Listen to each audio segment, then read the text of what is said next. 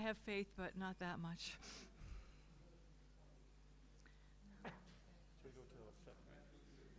We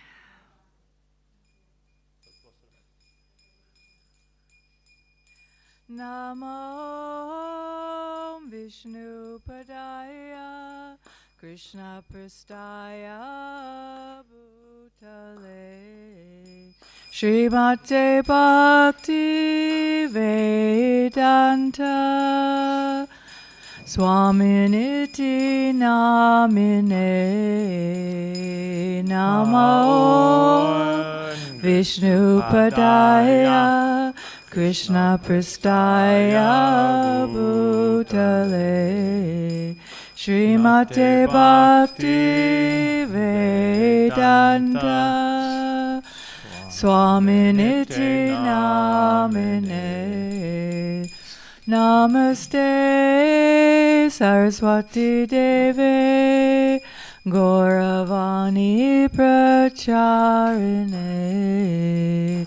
Nirvishesha Sunyavadi Pastatyadesha Tarine Namaste Saraswati Deve Gauravani Pracharine Nirvishesha Sunyavadi Pastatyadesha Tarine Shri Krishna Chaitanya Prabhu Nityananda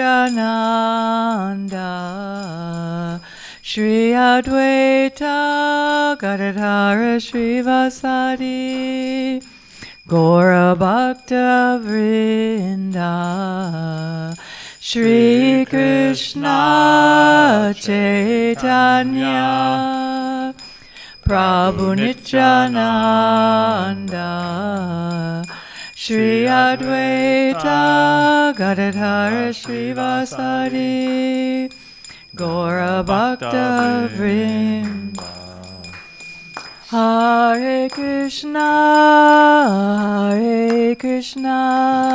Krishna Krishna Hare Hare Hare Rama Rama Rama Hare Hare Hare Krishna Hare Krishna Krishna Krishna Hare Hare Hare Rama Rama Rama Hare Hare Hare Krishna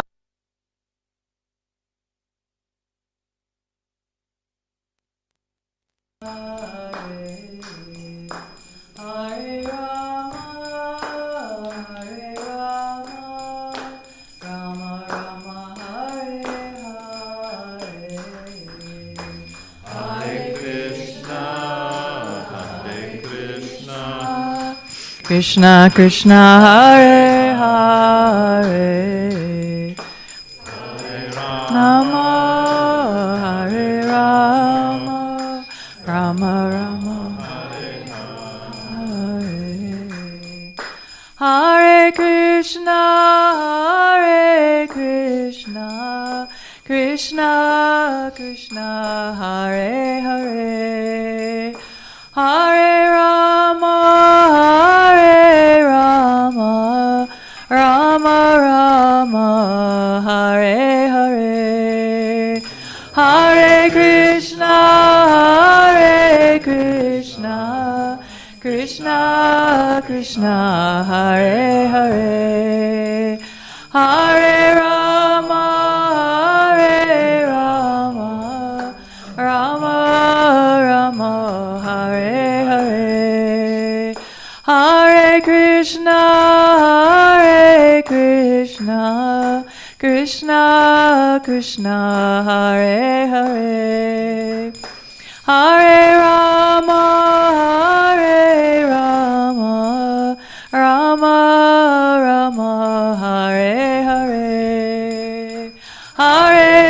Krishna, Hare Krishna, Krishna Krishna, Hare Hare, Hare Rama, Hare Rama, Rama Rama, Hare Hare. Jaya Panchatattva, Jaya Panchatattva, Panchatattva, Jaya Panchatattva. Panchatattva, Panchatattva, Panchatattva, Jaya Panchatattva. Jaya Gauranitai, Gauranitai, Gauranitai, Jaya Gauranitai.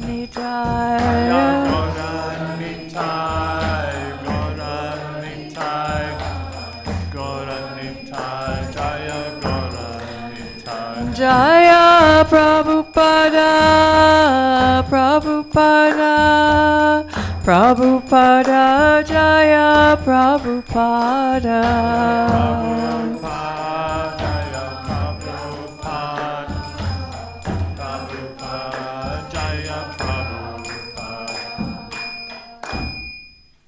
Premanandi Hari Hari Bol, Shri Panchatattva Ki Jai, Shri Prabhupada Jai.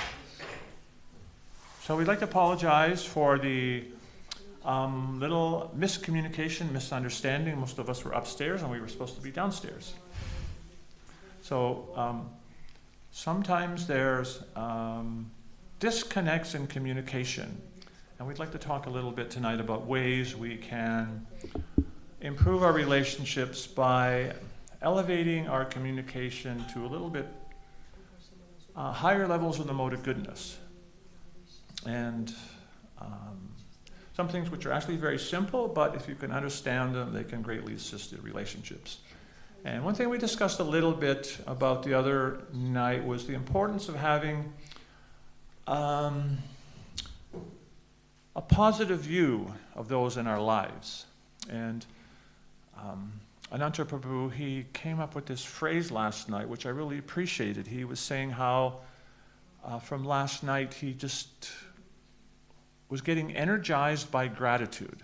I thought that was a really wonderful way to put it.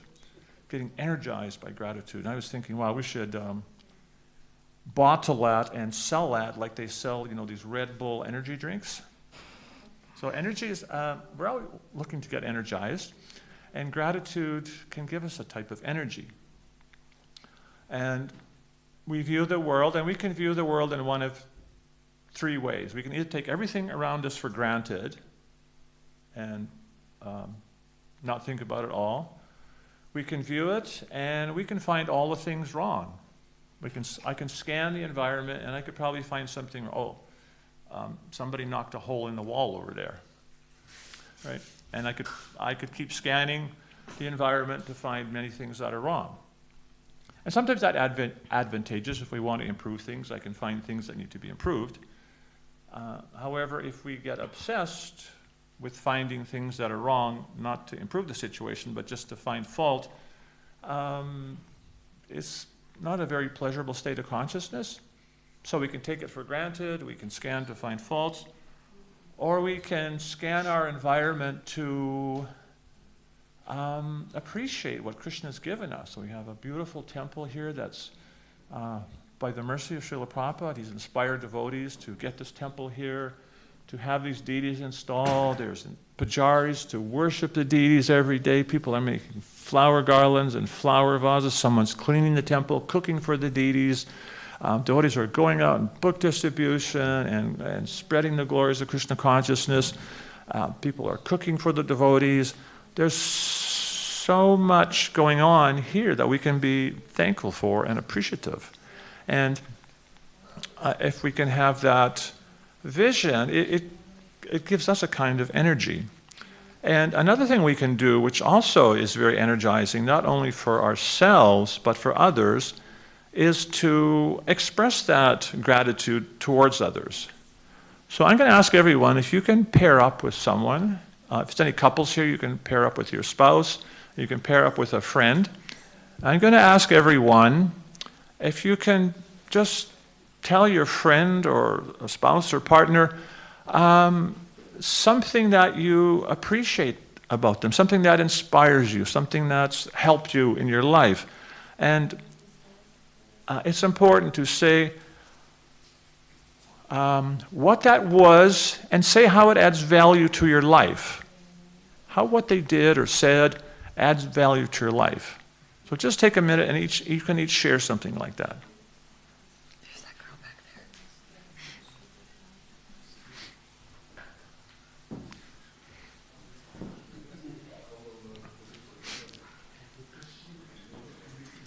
there.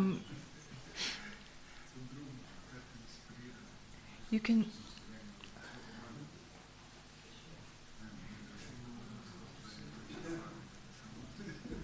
Three, it's okay.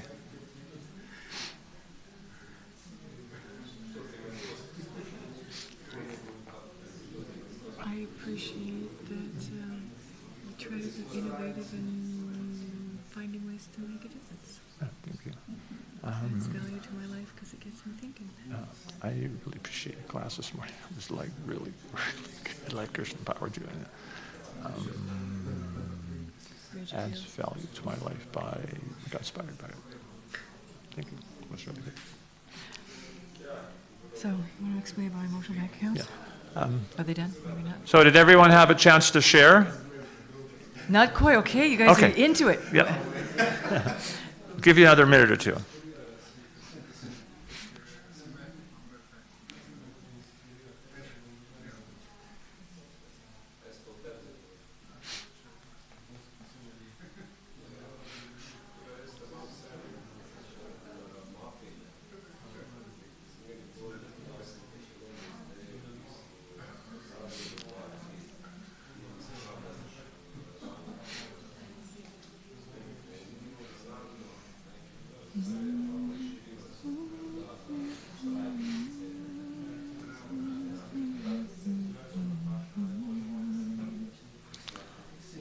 Okay, I'll just ask for your attention, and if you didn't have a chance to complete that, you can do it for homework later on.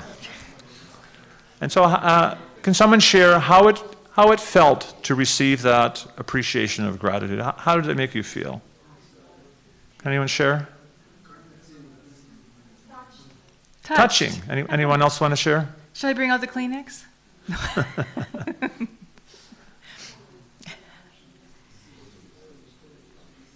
The ladies at the back, what did it feel like to hear appreciation?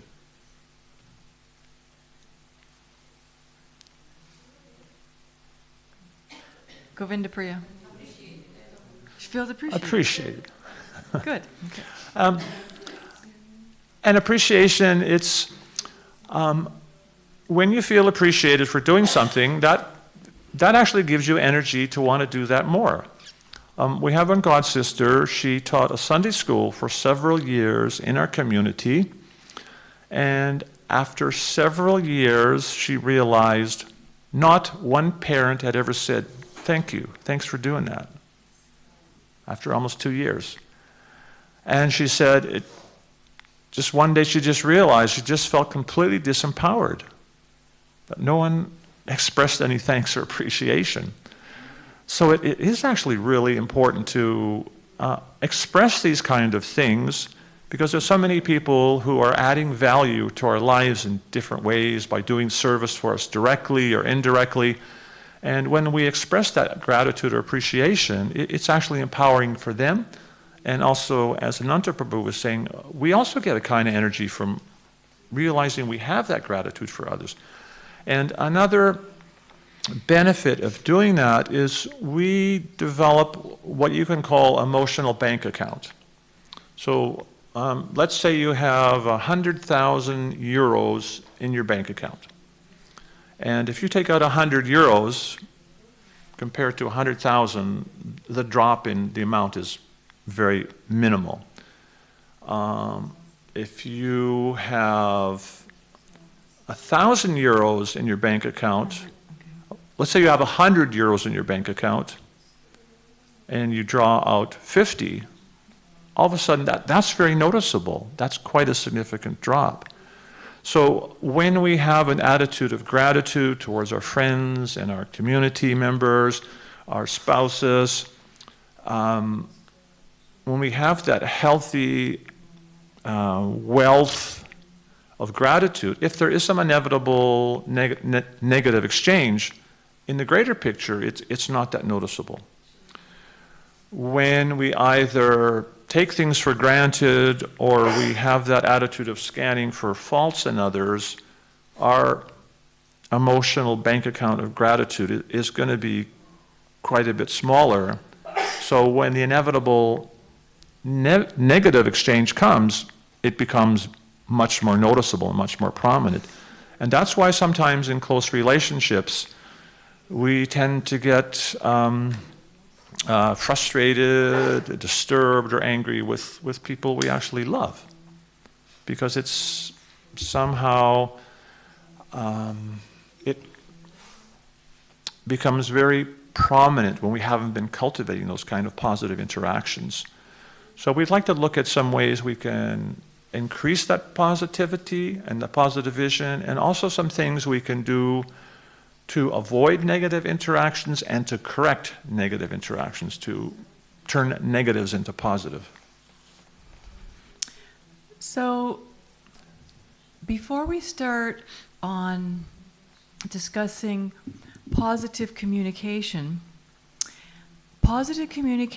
only happens when we are in a calm state. So, in the 3rd chapter of Bhagavad Gita, and the chapter on karma yoga, Krishna says, Evam buddhi param bhutva samstabhyatmanam atmanam jahi shatram mahavaho kama rupa darasadam.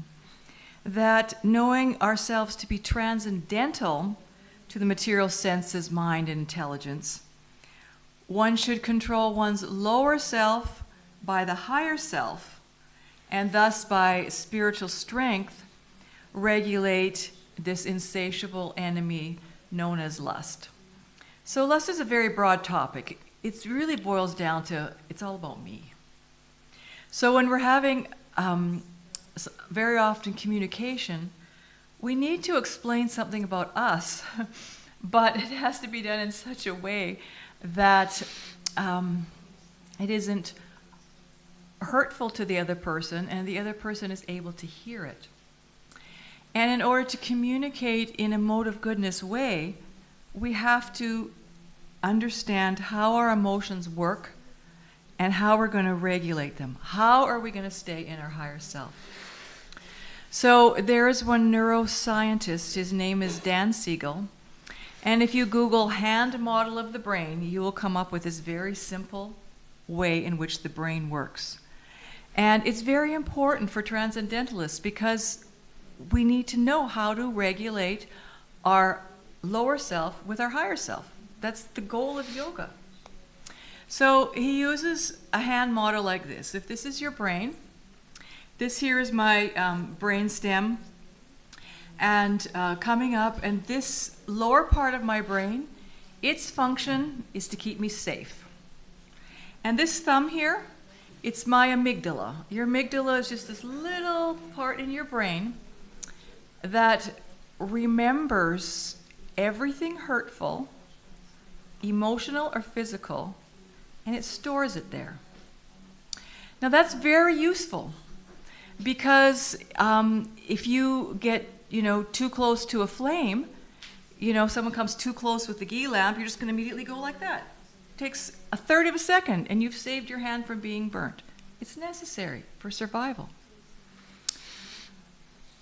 And then we have our higher part of our brain, our prefrontal cortex, which develops over time. It takes till you're almost 25 years old before it's fully functionable. So this lower part of your brain, it comes at birth. Kids, they know how to keep them safe. They cry. So the mother hears the kid crying because it needs something, right? So she looks in the diaper, okay, nothing wrong there. What time is it? Oh, maybe they're tired, maybe they're hungry, right? They know how to keep themselves safe. They cry out. So we need that. But we also need to learn how to keep ourselves safe and regulate our emotions in a proper way. So to do this, we have to understand how our brain affects relationships and communication. So your higher part, the higher self, that's your reasoning part of your brain. Makes good decisions, covers memory,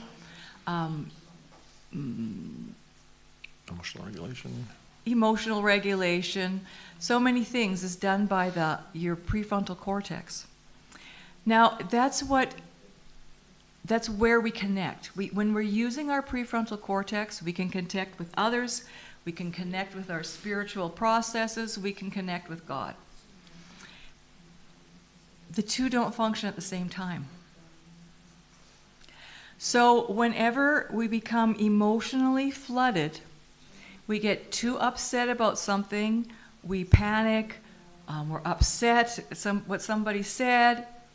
If it becomes too much, that amygdala goes, ooh, this isn't safe. And it starts secreting adrenaline, just like all of a sudden you hear, like you smell some fire or something. You run, you have to be able to act fast. So your amygdala, it responds in a third of a second. This is not safe for me and I better do something.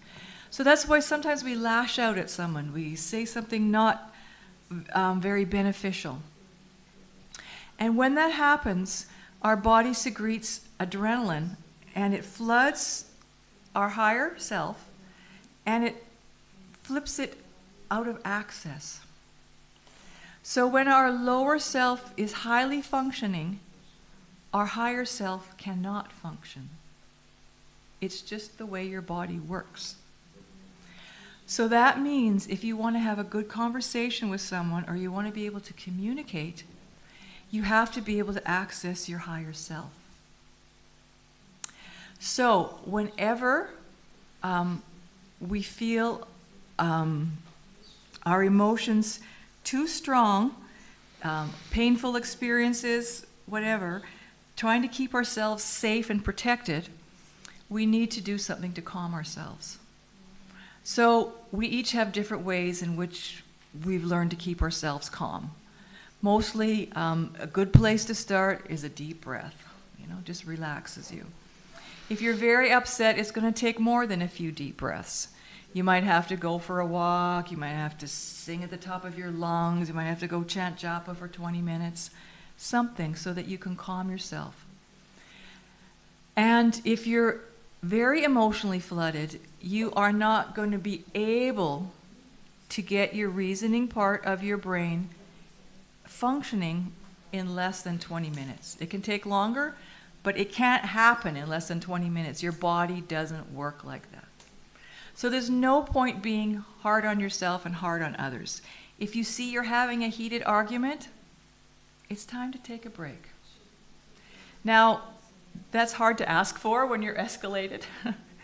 But if we get in the habits and we learn, Prabhu, I just need half an hour, then let's continue this discussion. When you're couples, you can get pretty heated because it's more invested. You have to pre-plan. When I get like this, I'm just going to say goodbye and I will be back. Because if you don't come back, people stay in their safety mode. Like, this isn't safe. They're not going to deal with this. So we do need to recognize when we are emotionally flooded and we don't have access to our higher reasoning. And it's our responsibility to notice what those symptoms are in ourselves, to take the break, and to learn how to calm ourselves. That's each person's responsibility. So we understand from Bhagavad Gita how Krishna says the mind is the friend and the mind can be the enemy as well. And as Uttam was saying, you want to control the lower self with the higher self. So science has actually observed how that happens, how you actually can lose touch with your higher self due to the lower self. They can actually understand what's happening with the neurons in the brain, exactly what happens. And literally, if you can understand physiologically what's happening, it actually makes it easier to realize when that's happening to yourself, that my higher self is going offline. And if you can realize that, you can do a reboot. So it's very important that we learn how to emotionally regulate ourselves. And that's the first step in communication. And unless you are both emotionally regulated, don't even bother to have the conversation. Because it's just not going to be productive, and we're going to like build up negative, we're going to withdraw those positives from our emotional bank accounts with each other. So it's just a very interesting to understand how our mind works so that we can use it to our benefit. Yeah, and as I was saying, if two individuals become heated in a conversation, they develop that kind of emotional escalation, the higher self disconnects, and you just end up having arguments based on your lower self, it's going to be completely in the modes of passion and ignorance. It's not going to be constructive. And again, that's why it's so important to learn that emotional regulation, because that's the mode of goodness comes from that higher self. And the more we can realize that and practice that, the more we can actually progress in spiritual life, because we can avoid those kind of negative interactions which actually cause us to create Vaishnava aparad. And sometimes we don't realize that in our close relationships, that we end up committing offenses toward each other because we're just not really consciously thinking about what we're saying and the impact of that. So one way to help yourself emotionally regulate is to kind of notice the symptoms in your body. Maybe your throat tightens up, or maybe your stomach does, or maybe your hands get sweaty. When you start to be a little bit aware of it, then you can go, oh, well, I'm feeling, what is it I'm feeling? And if we can kind of name it, then it puts it in perspective. And then we can figure out something more rational to do with it. And that can prevent that flip out or the disconnect. And we can also help each other to do that by compassionate interactions. So in order to illustrate this, I have to tell you a little story. So at Christmas time, us parents, we usually take advantage and we try to bribe our kids into good behavior. You know, if you're really good, maybe I can get you both a pony for Christmas. So these two boys were promised this pony. And Christmas morning came and they were all excited and they ran to look underneath the Christmas tree. And there was this pile of poop underneath the tree.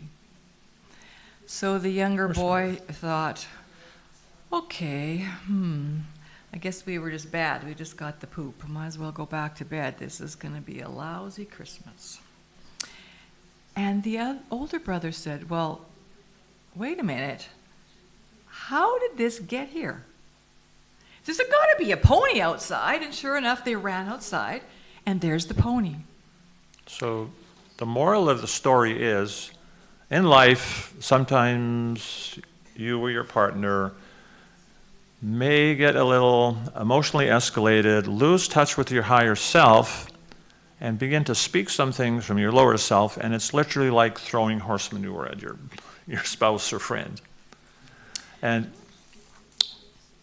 what one can do if that horse manure is being thrown at you have a couple options.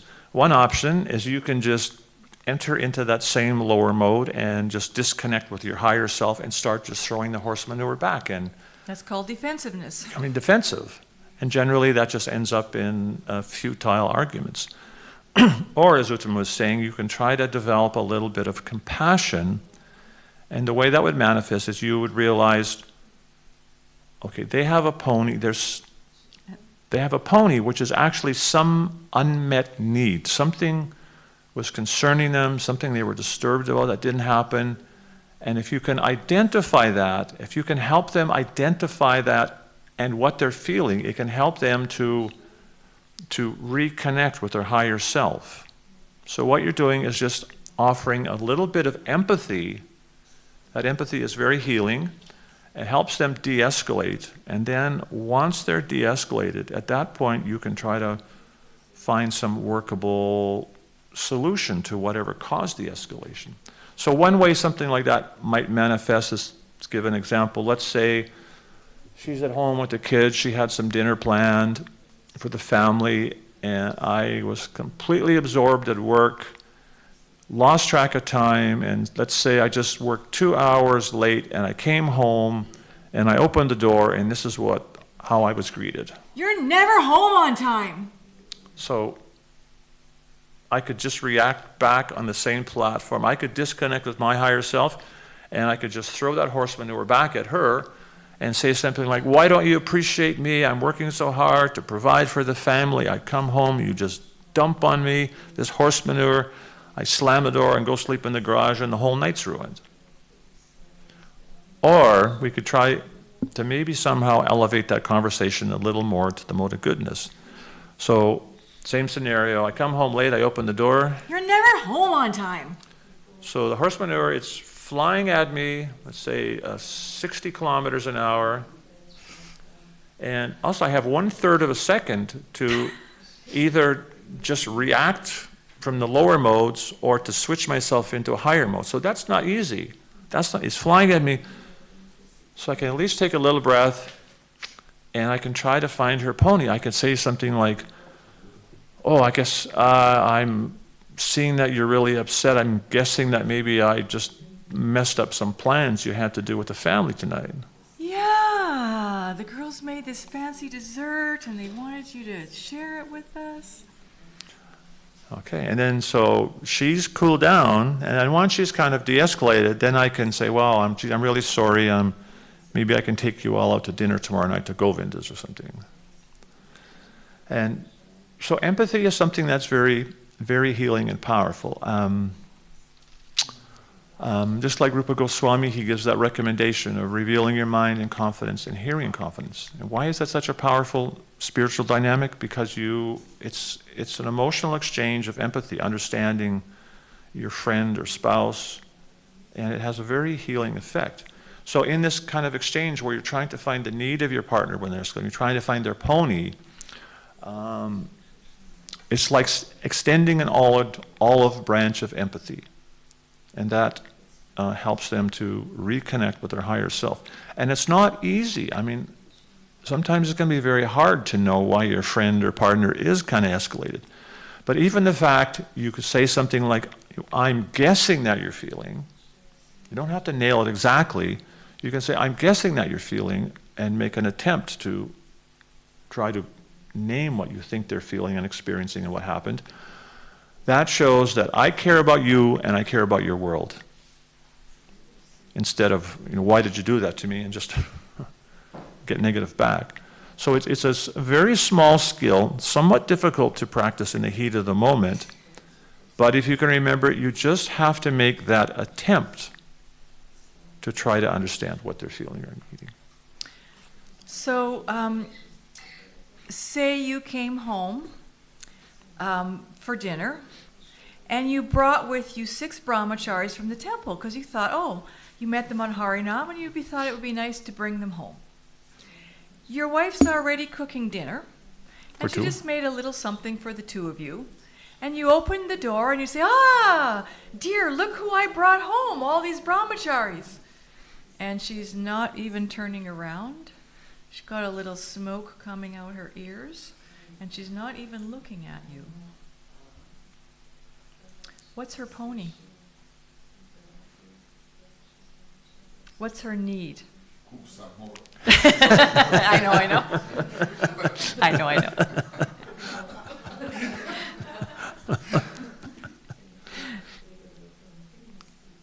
What was her need? The husband told her that they will have guests, of course. Didn't tell her. That's her need. Yeah, to be told. To know Yeah. info.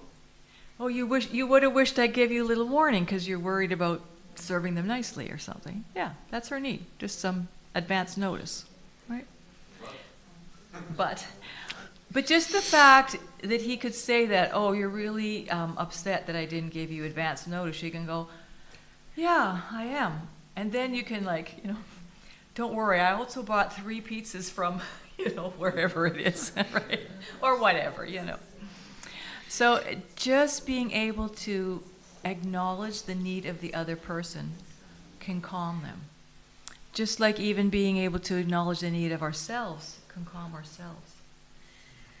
So in the temple, in our families, we very often see another person upset. And the tendency is to either get in the same mode and get upset, like them, you kind of resonate with their vibration, or when they get upset, we tend to get defensive and just like fight back. However, if we can get in the habit of when somebody's upset, we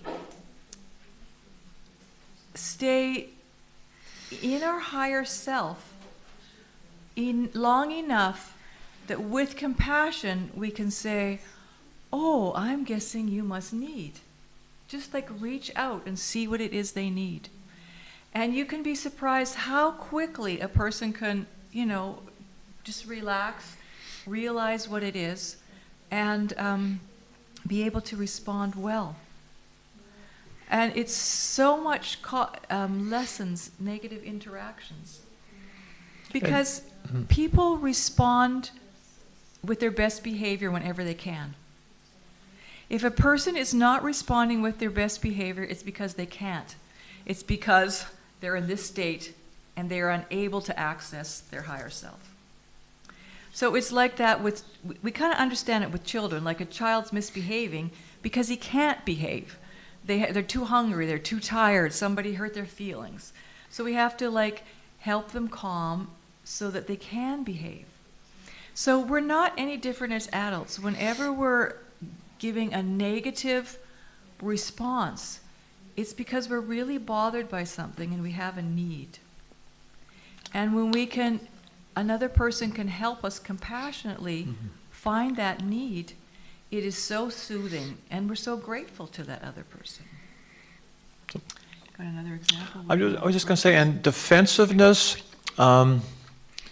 actually research shows defensiveness is one thing that's very damaging to relationships. It's very damaging because you just end up both in the lower modes fighting. And we understand from our philosophy, this famous verse, Tate nukampam, shushamik shamano, bunjana evatma, kritam vapagam, hridvagvapur bir vididams namaste jiveta yo mukti padaya sadaya bak. That someone who's actually qualified for liberation, he sees that when something bad is happening to me, somehow it's Krishna's mercy, and I deserve so much more worse. And he accepts that as Krishna's mercy. And if something's good happening, he's thinking, I don't deserve this, but Krishna's being very kind to me. And the Bhagavatam describes that ability, that mentality of accepting those situations in that way, that's actually your path to liberation, back to Godhead, if you can have that kind of attitude. So actually, when we find ourselves in these situations, whether it's in our family, with our spouse, within the ashram, with other devotees, it's actually an opportunity for us to practice compassion, humility, and tolerance. And tendency is to be uncompassionate and intolerant because we're conditioned in that way. But if we can see that Krishna has arranged the situation for my benefit, and then it gives us more of an impetus to try to be compassionate. Again, it's not easy in the heat of the moment. I think in 51 years of marriage, we've only had 2 incidences where we had a really escalated disagreement. And one was right after our 50th wedding anniversary. And one was probably about 4 or 5 days before we left for this trip, because my passport, it took 5 months to come. And it was extremely a lot of pressure and anxiety because we had to book all the tickets. So it was stressful. And so all of a sudden, out of the blue, she got really angry at me that why you didn't do more to get your passport on time. And she was just, I've never seen her that angry, and I'm not used to that. And I also flipped out. And I realized I need to find a cave. So I actually went for a little drive in the car to look at some mountains to try and cool off. Like we went to the mountains today. Then he comes back, he says, I'm ready to hear. So I started to speak, and he started getting all defensive. I said, you're not ready to hear, forget it. Go away and cool down some more. So spend another 20 minutes just kind of relaxing. And then he said, okay, I'm ready to hear. Okay, I'm ready to listen to you. And then she started to say, well, I said, I'm guessing you're really upset that I didn't do more to try to get the passport here on time. And she said, yeah. And then it kind of just de-escalated her a bit. And then she said, actually, I'm not really mad at you. I said, I'm mad at the government that, in 5 months they can't get it together to get your passport here on time. And she said, they're 400 miles away and you're right here, so I got mad at you. I said, well, thanks a lot. And the whole thing kind of just settled. So where were you going? So I'm saying that it is hard to sometimes not be defensive, but it's important to realize sometimes if you're having a hard time, if you can just take that, ask for a timeout, just say, I just need a few minutes or 20 minutes, half hour, I'll come back and talk with you about this. We're doing Find the Pony. I know, but I'm just saying sometimes if it's hard to find the pony, if you just give it a little time, you can come back and then try to find the pony. Okay, so But the key is, yeah, you can find the pony. So let's say that Matresh, let's just say hypothetically, you got 5 kids. And you agreed to babysit the kids. Well, she goes to the temple to help with some festival arrangements. And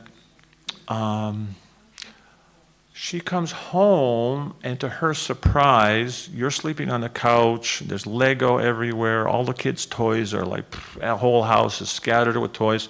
And not only that, the television's on, and your kids are watching something on television that she doesn't approve of, and you're awoken by her saying, Maturish, you think babysitting is sleeping. So what would her pony be? She's like really...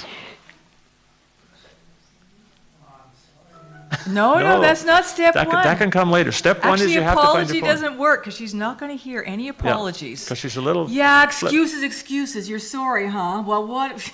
Step one, you can just say, I'm guessing, and take a guess. I'm gonna get kids now. Let him, can he try first?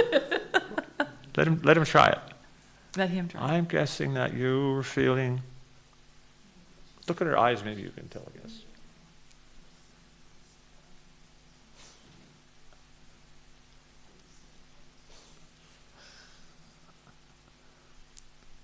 We're putting you in the time. These 5 kids are overwhelming, I know. What's her need? When you're babysitting, what's her need?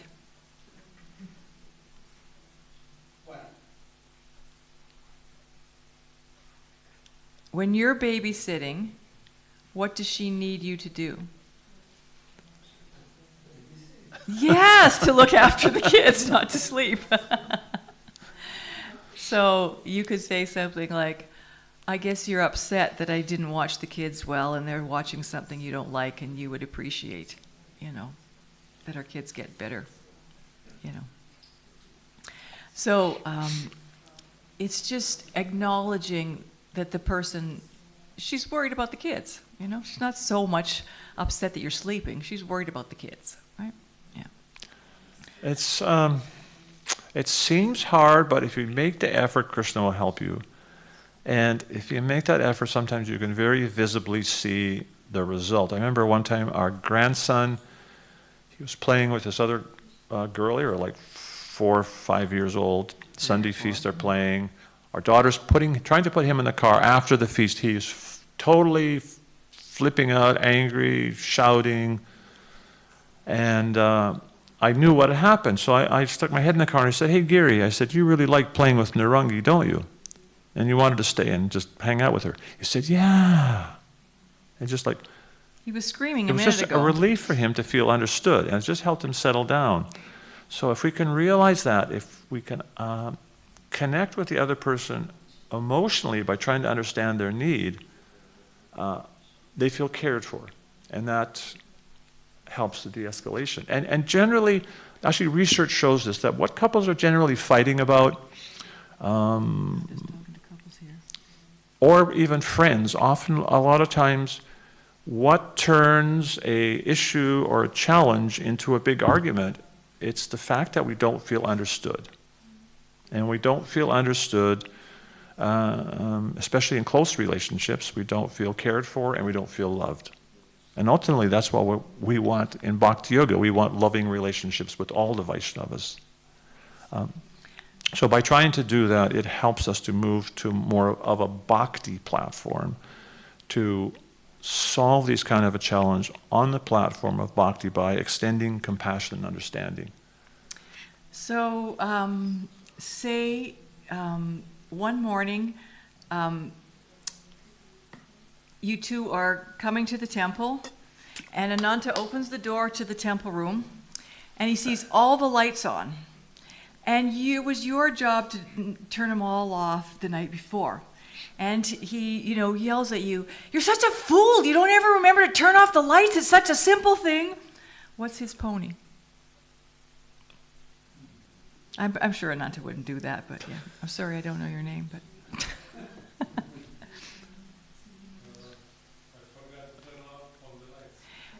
That's what happened, but why is he upset?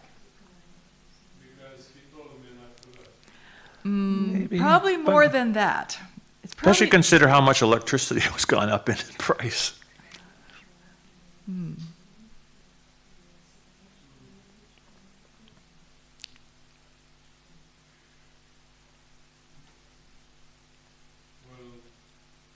because I forgot. because of what? Because I forgot if he said to me I have to turn off the lights, but I didn't. So, and just also because the power is Being wasted. Yeah. So it's probably like, oh, there's really a lot of bills at the temple right now, and this is making you stressed that there's going to be even more bills, right? It's probably something like that. It's probably not that you just forgot. He's not mad that you didn't do what he said. It's probably, for him to get that mad, he's not just upset you didn't follow an instruction. it's not only about the lights. Yes. Yes. Yeah. Exactly. Because when we overreact, it's rarely just about the thing. It's always like some other anxiety, Mm-hmm. And so that's why we need to, bring out our compassion for each other's anxieties. Because we have anxieties. And if we can just take a minute and not get defensive and realize it's not really about me forgetting to turn the lights out. Yeah, that's part of it. But it's like he must have a lot of anxiety to say this to me, So some compassion, gee, it must be really hard trying to pay all the bills these days when there's not much income. It's like hard. So a big part of communication is to be able to emotionally regulate ourselves enough so that we can be compassionate with another person. And that's how we have good dealings. Because communication is really about our response, not about what we say. It's about what we are understanding.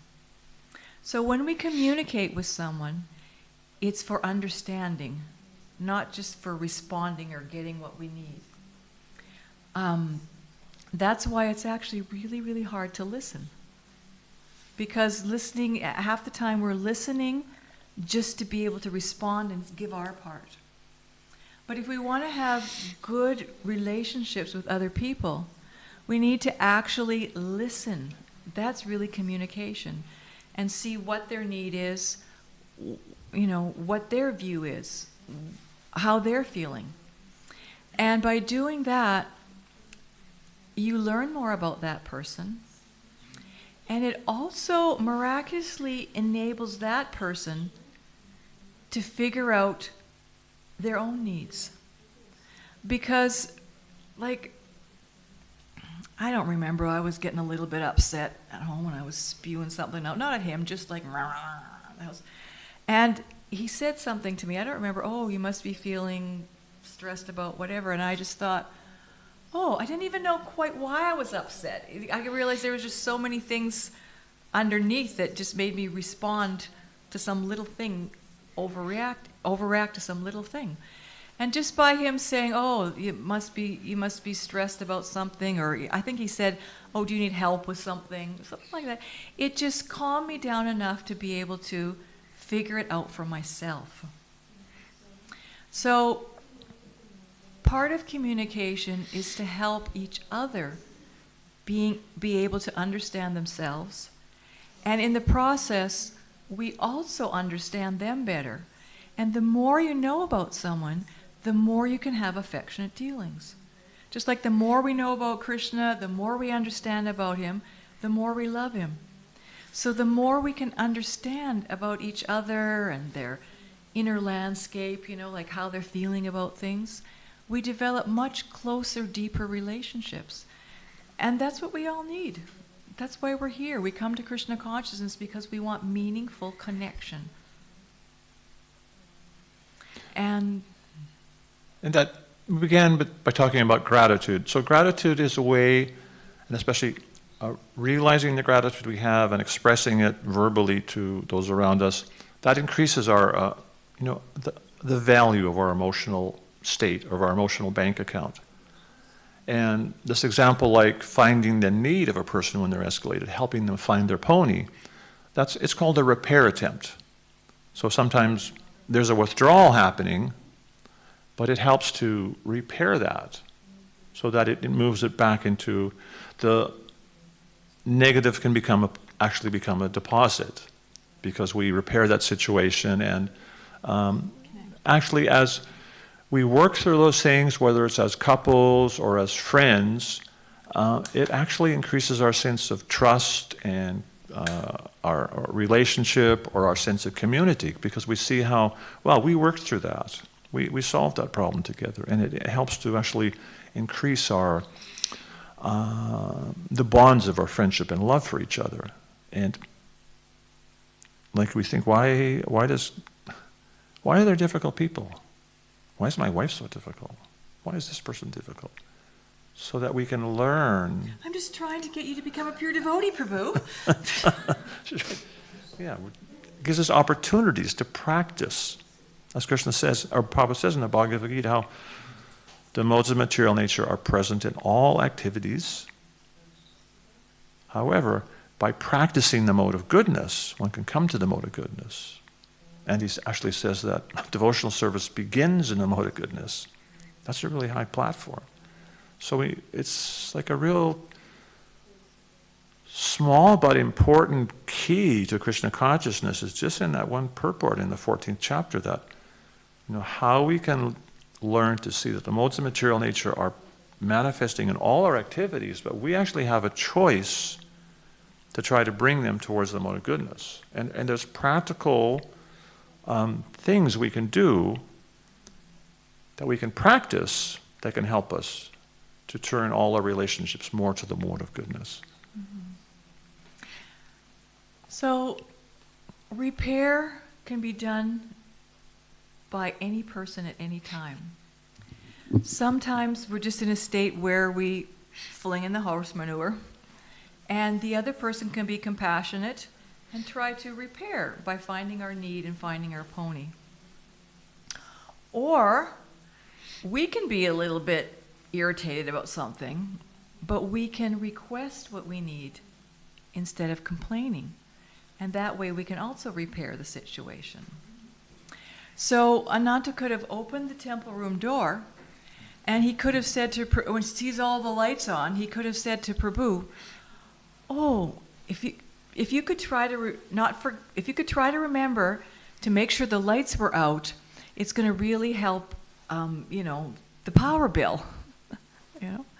And then he can say, "Yeah, I'll try harder." It's like he's making the request instead of the complaint.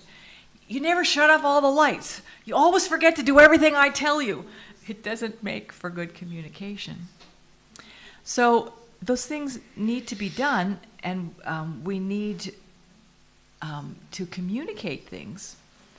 But when we can communicate them as requests instead of complaints, we have much better responses and we have much better relationships. Especially for men, it's hard to hear complaints, and especially for men to hear complaints from their significant other. Because generally for men, it's very important for them to feel that they're offering protection and security and happiness to their spouse. And when a man feels his significant other is complaining about something they did, it tends to trigger a sense of inadequacy in men and tends to make men withdraw. Either they'll withdraw or sometimes become a little angry and maybe throw a horse manure back. And complaining, it's very, as what I'm saying, it's very ineffective. Like practically speaking, like one example in our relationship was I used to help her by, she'd wash the dishes and I'd like dry them and I'd put them in the cupboard. And for me, I saw my job was putting them in the cupboard, and it never occurred to me to close the doors to the cupboards. I don't know why. Every door in the house is always open. So she was complaining to me, you never shut the doors. You never shut the doors, and it did not actually register. He doesn't see that they're open. I don't know. I could not respond to that. It's absolutely. It's hard to explain why, but I'm sure we've all experienced complaints, and complaints, it doesn't elicit the response. And then one day she just said, well, if you could close the doors after you put away the dishes in the cupboard, she said, sometimes there's still some disarray in the cupboard, and if the doors are open and I see that disarray, it seems like I have so much more work to do. And she said, if you just close the doors, I can't see it, and I could relax. I got that immediately. It was such a, she'd been complaining probably for years. It didn't register. But when I saw that, okay, she said something, I can add value to her life, got it clicked. So complaints do not work. And just... positive requests are much more effective because the person knows exactly what they need to do and why. When we get a complaint, we don't even know what to do, really. And we just feel blamed and defensive. So complaining about things is not very effective. It's not very effective in temple management. It's not effective between friends. It's not effective between partners. It's not effective, period. Whereas we can positively request something, then the person knows what you need, and what they can do to improve. Yes? What if person is not really ready to take responsibility? For example, I can give an example, maybe two examples. So there is some event like going to happen, and it's needed to make announcement for that. And then, like, that's my experience from a couple of days ago. So we had agreement that person, I will write announcement, and the person will send. And it's like nice conversation. And then that person said, please send it by end of the evening because I will send it in the morning so that So they made the request. Yes, that other can see as soon as possible and organize to come because I have to visit that like that. So I had a lot of things to do, but I stayed really and complete that, wrote that announcement and sent to that person, which she's supposed to like put something Post. else and post in the morning. But the person didn't do that. When I met the person, like in the evening, I asked what happened with the post. Oh, something that happened like that. So I said, but you rushed me, and okay, so now what? What happened now? Can you do it now? Oh, something I need to do, like at 8, something like that. So 8 came, 8 passed, nothing happened. Almost 9, I said, so what happened with announcement? Oh, I didn't say at 8, I said at 9. And I said, are you going to do it really, truly at 9? Yes, I will do it for sure. And then she did it again. And then she sent me at 11 in the evening. So I did something, so you just check like if you receive anything or not. It's like, wow. So doesn't taking responsibilities, no apologies, pushing other person to do, but then there is no responsibility to do back, So what in that situation, what you could suggest? What is, how you can analyze this situation? Mm-hmm.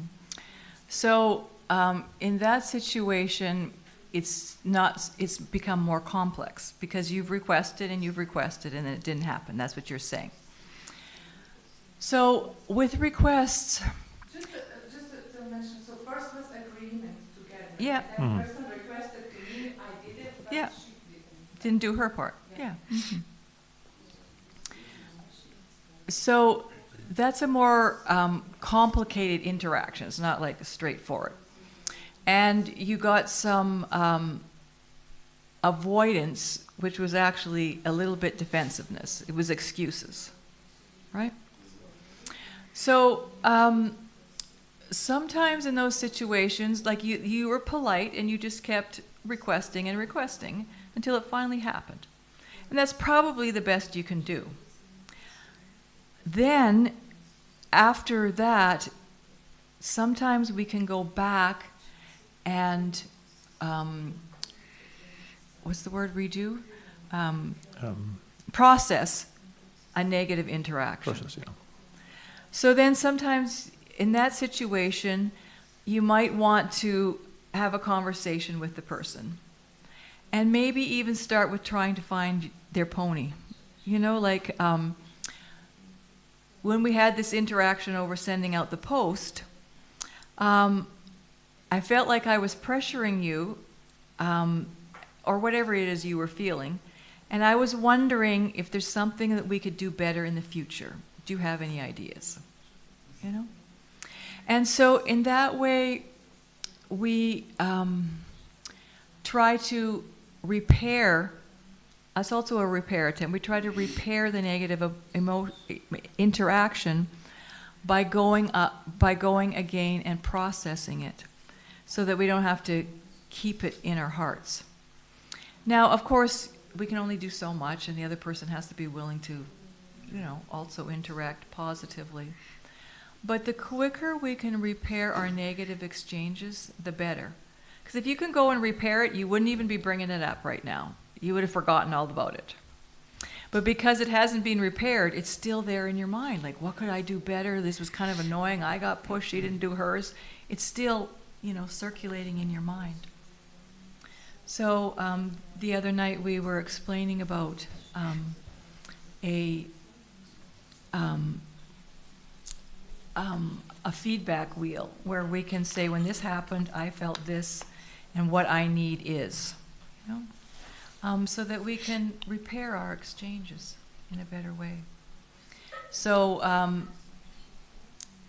in any event, this turning our complaints into requests is really the way to start. Even you just like request, could we have a conversation to, just discuss what happened. Instead of complaining about, you made me do this and you didn't even follow through, right? That's not going to be very effective. It's just going to build up the negative. So it's always best if we can try to frame things in the positive, because it sets the mood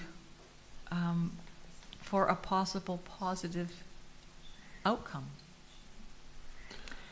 And it's not always easy, because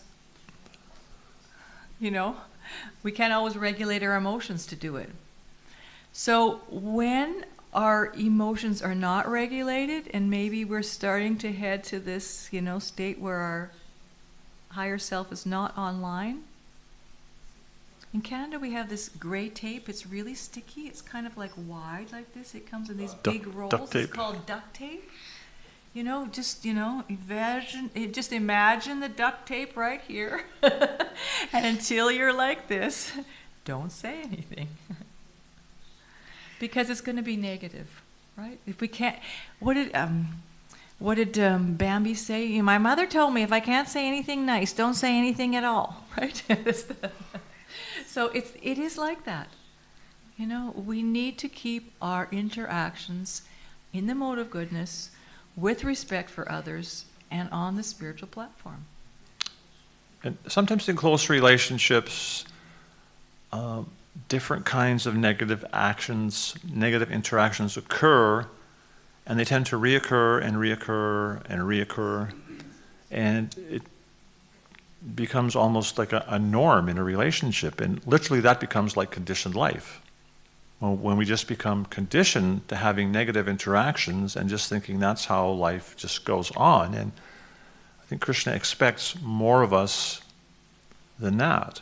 And so it is very important to try to unpack those things and find out, how we can do it better. And we had trained some couple in Kazakhstan in these skills and also in reflective listening, which we're going to discuss shortly. And we talked to them a few days later, and they said they had this kind of big breakthrough in their relationship.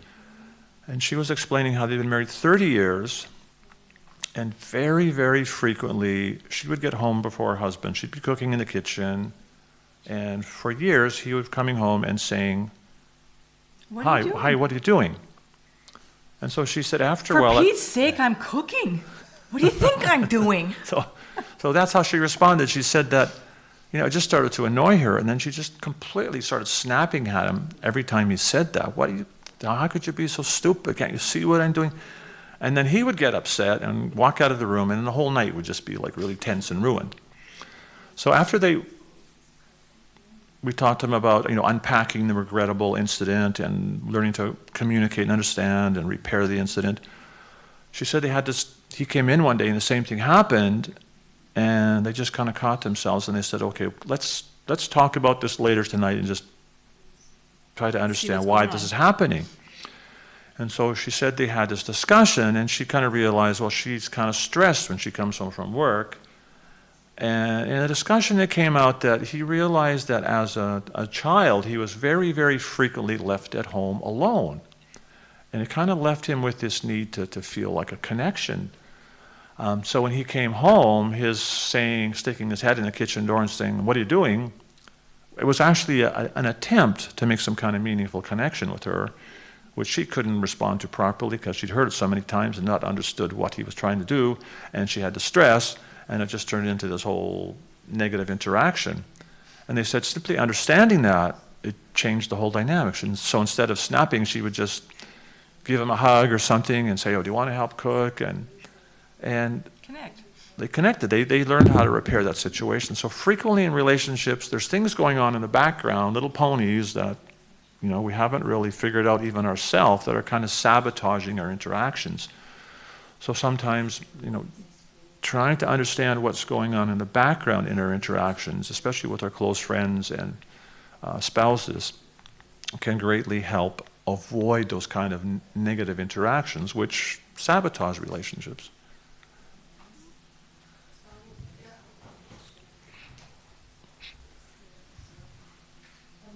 I wanted to ask, when you said this, that if we cannot say something like nice and like in such a way that it's better to be quiet. So I think I have this balance because sometimes I think I'm in this way like putting things under the carpet and maybe not expressing it, and then some time is passing and then I explode. Yeah. And it's usually it happens with people who are not my friends and not close to me. So because I don't feel confident to maybe speak with them openly and say, okay, I didn't like this was my need, so maybe you can tell something. Mm-hmm. It's important to be introspective and see what we need in all our relationships. It's a nice example in the Srimad Bhagavatam how Kardama Muni, he meditated for, 100 celestial years.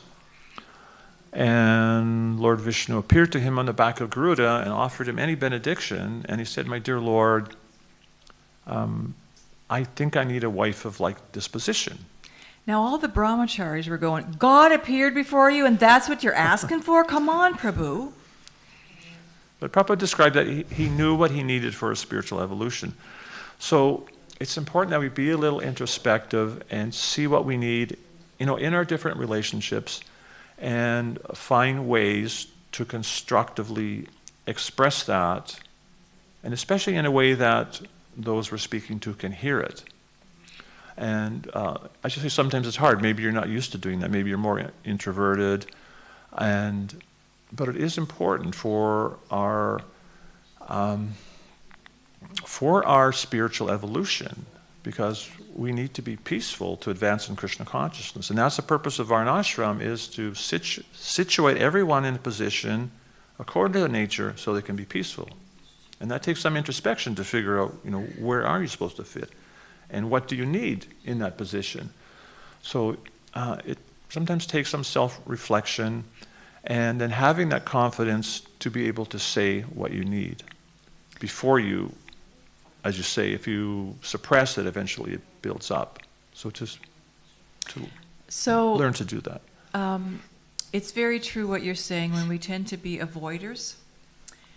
If we're an avoider, we do need to learn to speak up sooner and more often. It's just that the speaking should be in the mode of goodness.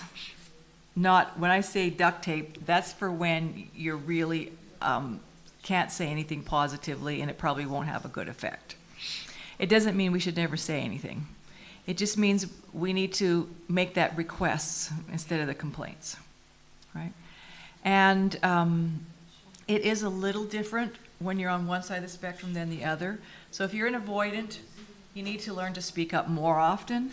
And if you're an overreactor, you need to learn how to speak less and have a slower, calmer startup. That's beneficial for communication. So when you're an avoider, you're not communicating at all. So that's not good communication either, right?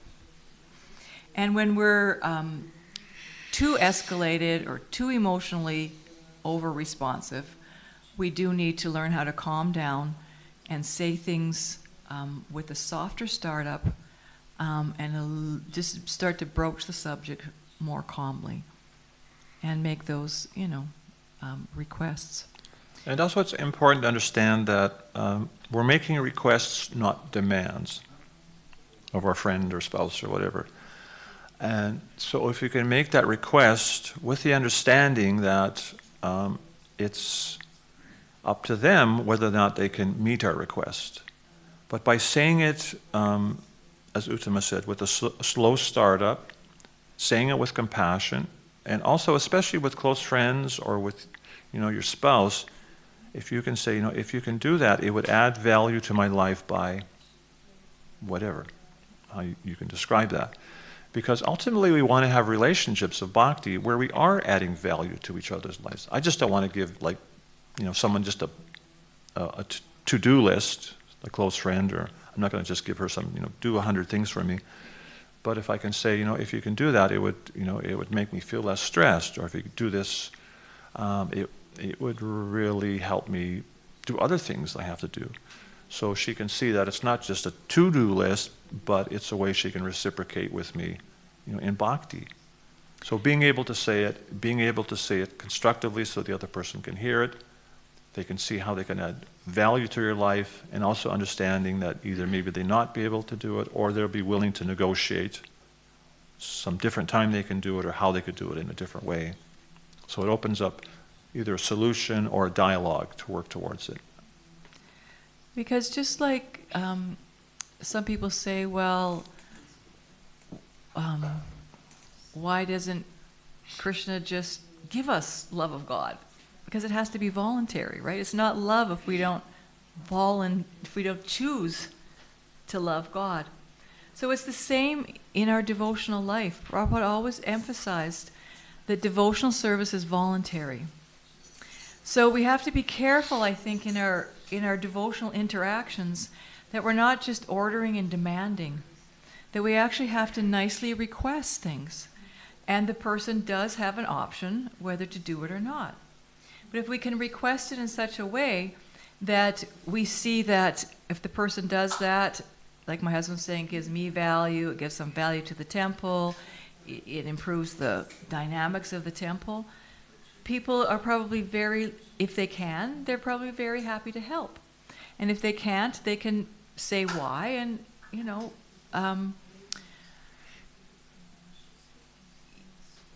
why they can't. And it can be a nice interaction. Because we all have to be gracious with each other and understand that devotional service is voluntary, and that we all need to be introspective on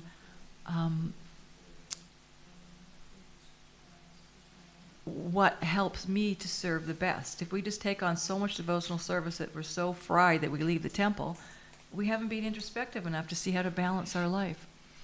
So the onus is on all of us to help all of us, to request better, to encourage people to figure out their needs, and then we'll have much better interactions. And also, in close relationships also, I just want to say one more thing. To have healthy relationships, in very close relationships, it's important to have that ability in the relationship to be vulnerable, in which you can express those things. You don't have to fear sweeping them under the carpet, that you can express those things without the fear of being judged or criticized for what you say. And that's very important in close relationships. And again, that's why Rupa Goswami, he recommends that loving relationships of hearing in confidence and speaking in confidence. That enables us to be vulnerable and actually express our inner self, our inner needs, our inner feelings, without the fear of being judged or criticized. And we all need that for our spiritual advancement and just in terms of our emotional well-being and health. I would like to share the thing that I had this year, for example.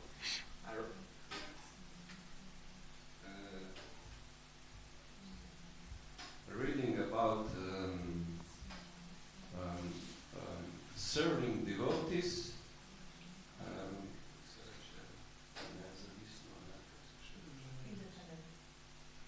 No, not independent, but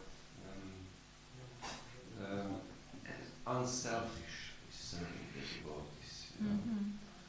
And many of devotees in my Namahata, bought some premises. And we get to the point, some devotee have time, and you go and help him.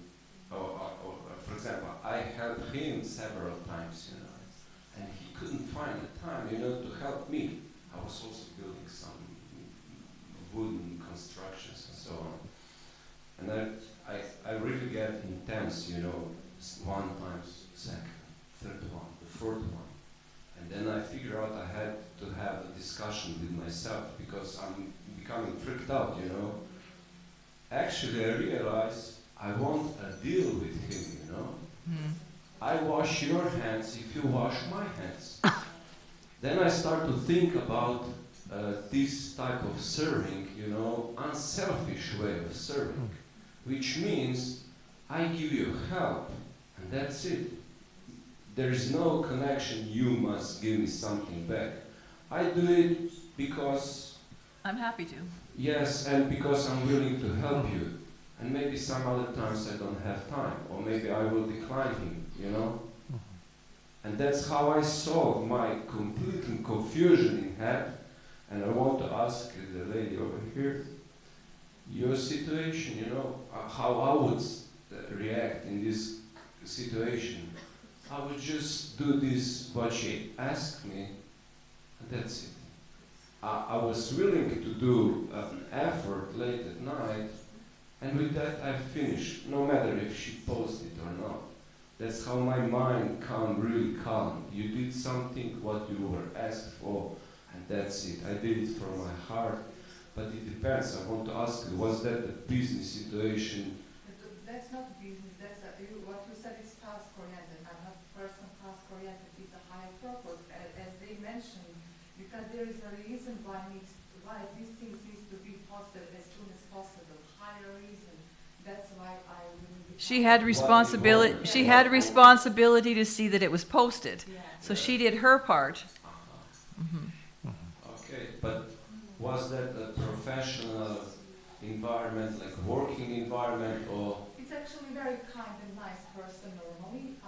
So I try to really understand and be compassionate. I also offer the help as in the evening, if you cannot do it, I can help you. And she, no, I will do it, but then didn't. But it, no. But yes, person did later, much later without apology, just like, I did it now, just check out like we're listening, or- and see it. So We got like, half an hour. oh, so that's happening. But normally, yes, only, But the third person asked you that you must manage to post this no, it's on about time. organizing one important event when people need to be invited and they need to see on time so that they can, organize their time to manage to come. If they don't see your time, they will not be able to manage to come. That's the thing. So that's a high Clarification. Okay. All right. So we were also going to share a little bit about reflective listening, because it's actually very, very hard to be a listener. And I know you may have heard about this before. However, I don't believe that we all practice it enough. That when we need to have a meaningful conversation with someone, we actually have to thoroughly listen to the other person and have that person thoroughly listen to us. And in order to do that, we have to take turns. One person is the listener and one person is the speaker. And only the person who's the speaker gets to give their opinion. What very often happens in conversations is someone will be sharing something with you, they're speaking, and you're supposed to be the listener, and you start out being the listener, but then all of a sudden you take over and you start being the speaker. Oh yeah, that happened to me, and then we're all down, we're in a different conversation. We actually haven't finished hearing the other person. And that's very often why we don't end up resolving things in a better way, because we don't take enough time to listen to the person. And that's also why we don't have enough deep, meaningful interactions with others, because we don't listen to them long enough to understand how they really feel about something. So if we want to have deep interactions with people, and we want to understand the essence of what's going on in a situation, we need to listen a little bit longer and keep in that listening mode. And so it's very helpful when you're in the listening mode to just try to remember, it's not about me. I don't need to get defensive. It's just this other person's reality. And I want to find out as much about their feelings and understand them as best as I can.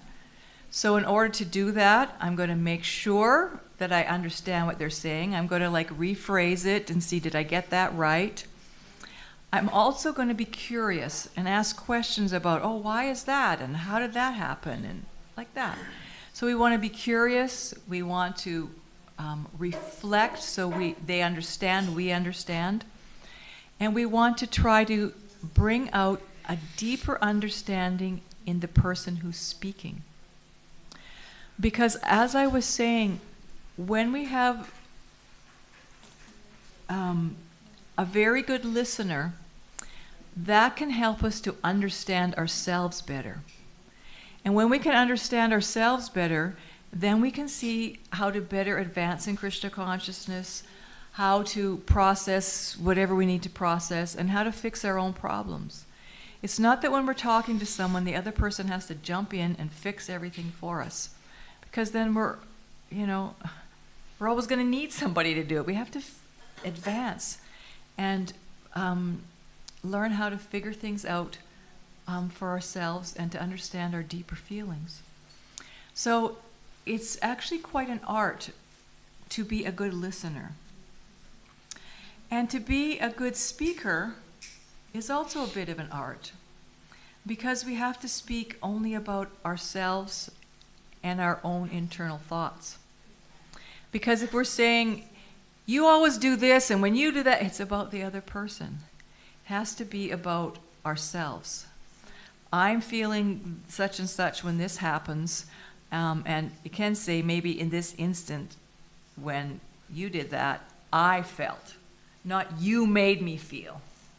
It's all about yourself, so that you can figure it out, so that you can understand what a better action can be for yourself. So keeping in those separate roles is really beneficial for more meaningful conversations. And then when one person's finished being the speaker and they feel very heard by the other person, then you can switch roles and the other person can say their part. And then you will see that deeper understanding enables you to come to better joint decisions. It also just simply helps you to understand yourself better. And so that's why it's very meaningful to have close friendships with each other where we can, listen and understand from each other. That's actually how we advance in devotional service. We're able to process things. That's, again, the two processes that Rupa Goswami recommended, to reveal your mind in confidence and hear in confidence. The other four processes we perform. Sometimes we give gifts and accept gifts. And we're very good at distributing prasadam and accepting prasadam. That one we've mastered 100%. But revealing our mind in confidence and hearing confidence is something, there's a real need for that in the association of Vaishnavas, to strengthen our relationships and understand each other. You want to demonstrate? What do you want to talk about? I don't know. Just come up with something.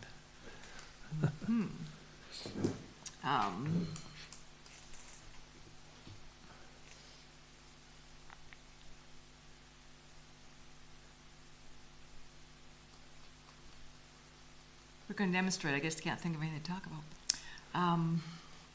Let me see. You want to try that first, or that would be too hard?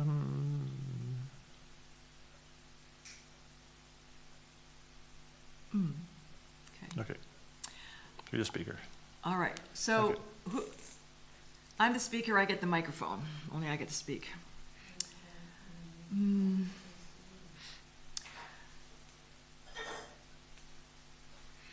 I'm feeling that when things need to be arranged, that you assume that I've done everything, and so you don't really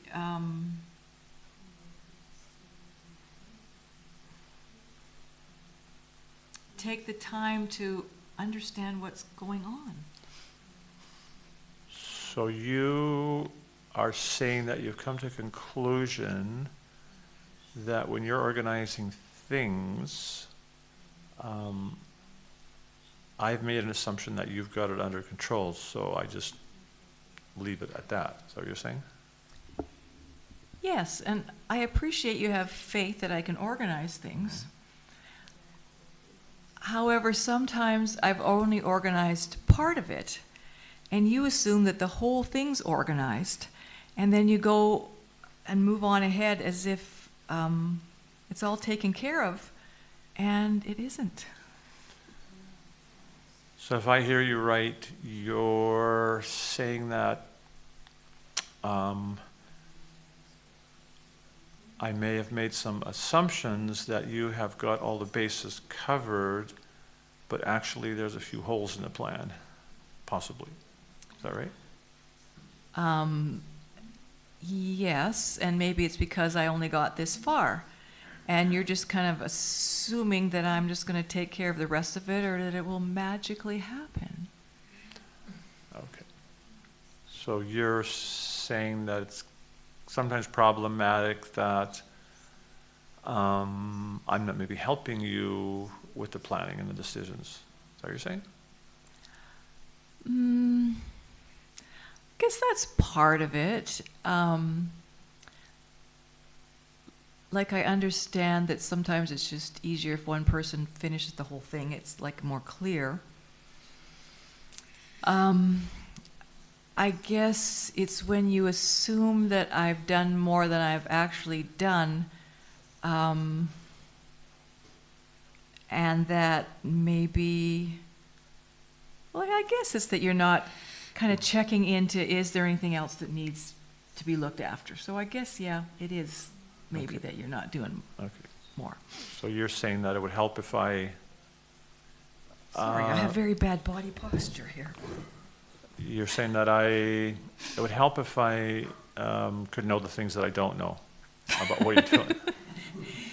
Yeah, if you could just like check in once in a Okay. while and see what's done and what's left to do, then it would be really helpful for me. Okay. So you're saying it would help if I gave you some assistance with that? Even if you just recapped and checked what's being done. Okay. Okay, what? You're See, I don't know if he understood. That's Well, I why I know. said, okay, what? So you're saying, you're requesting that I can maybe ask you for a recap just to make sure I've understood that you've gone through all the steps. Or that way I feel like you're expecting that I have to do all the steps. I just want you to recap what you understand I have done. Okay. So you'd like me just to give a confirmation of what I've understood that you've done so far? Yes, and then we can jointly figure out Okay. what the next things are. Maybe I Okay. can do it, or maybe Okay. I have, forgotten, or Okay. whatever. Can I add something to the dialogue? Are you finished speaking? Did you understand that? I understood that you What? want me to help you by just confirming, let's say, the different steps that you're putting in place to accomplish whatever it is you're trying to accomplish. So far. Okay. So far. So far. Okay. Okay, got that? Okay. Okay. Okay. See, I'm not sure he's understanding. Okay. I've understood that. Okay. So- Would you like to speak? Yes, I'd like to say something. As you say, sometimes I tend to overthink things. So you're admitting that you overthink things sometimes? Yes, sometimes I just become very much, well, let's put it this way. I have a mind that I can see in any situation 100 things that can go wrong. So you're making this situation very complicated. No, that's and not you what I want, said. Okay. So you're seeing all the possible avenues that can go wrong. Right. So sometimes in those situations that you're describing, I might see things that you may have missed, but because sometimes you maybe point out that I might overthink things, I might be reluctant to give you some advice on what you're planning because you might tell me that I'm overthinking it. Do you understand what I'm saying? So you're apprehensive to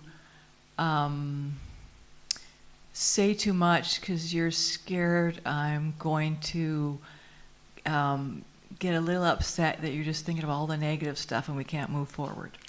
Not worried that I'm going to get upset, but I'm just unclear if you actually want me to apply my critical thinking to what you're trying to do.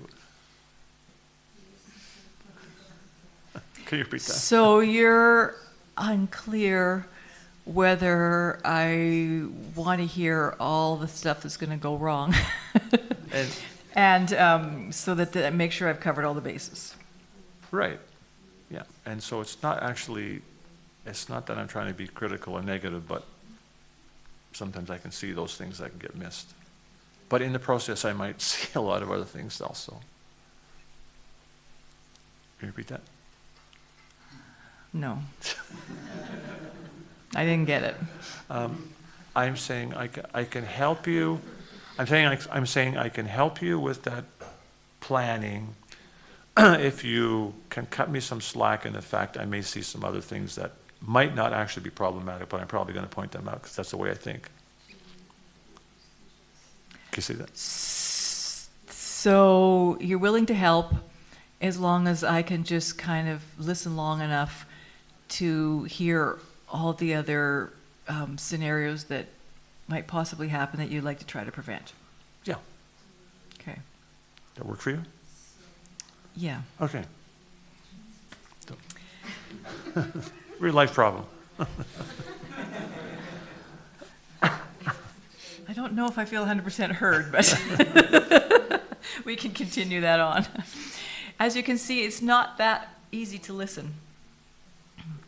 So we're going to get you to pair up with somebody, anybody. And is that verse going to work? Sometimes it's easier to do it on something positive than something that's maybe a little contentious or problematic, because it's easier if you get used to using the process on some positive discussion, maybe a philosophical discussion. Should we use that verse? You want to or not? I did this with some brahmacharis in Hungary once. It was really quite interesting. I had them discuss a verse in Bhagavad Gita. I don't know if it's something you get put up there in a couple of minutes, or if you have a device, or I can just read the verse. I think it's 1863. Bhagavad Gita.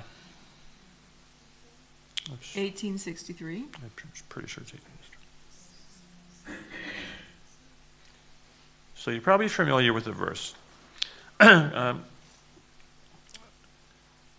Krishna says to Arjuna, "Thus I have explained to you knowledge still more confidential. Deliberate on this fully, and then do what you wish to do." So Krishna just previously told Arjuna to surrender, but then he's saying, deliberate on this fully, and then do as you wish to do. And in the purport, Prabhupada describes that actually the best way to surrender to Krishna is to really think as far as one can with one's intelligence, and then make the decision. So Krishna is saying, deliberate on this fully and do what this wish to do. So I'd ask you to break up into pairs and take turns discussing what that verse means to you. What does it? When Krishna says you can do what you wish to do after you've understood something, what does that mean to you? What does it mean to you? What does it do for you? How does it make you feel? I just discuss that with someone. So if you can break up in pairs and just have a discussion on that. And again, use that reflective listening. And a small key is, as far as possible, if you can use your own words, different words, to reflect back. Because that really ensures that you've understood what they've said.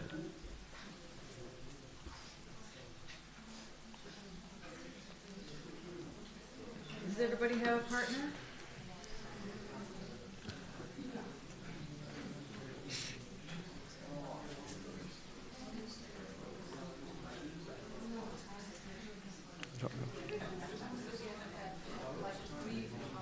I can't hear.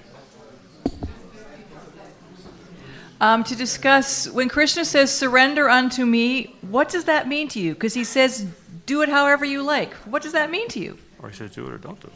Yeah.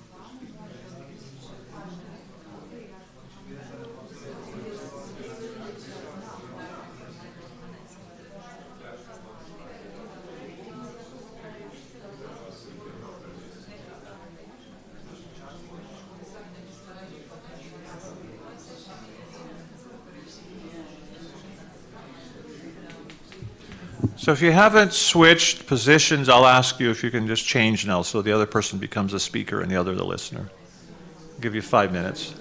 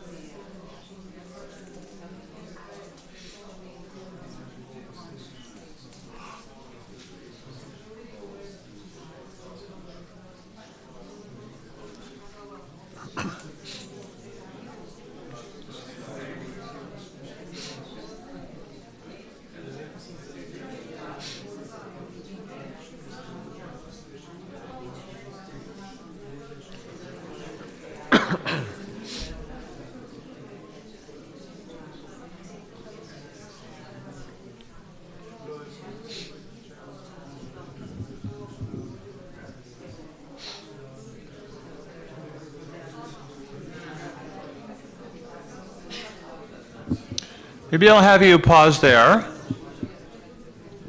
We have to get a little feedback. Can we have everyone's attention?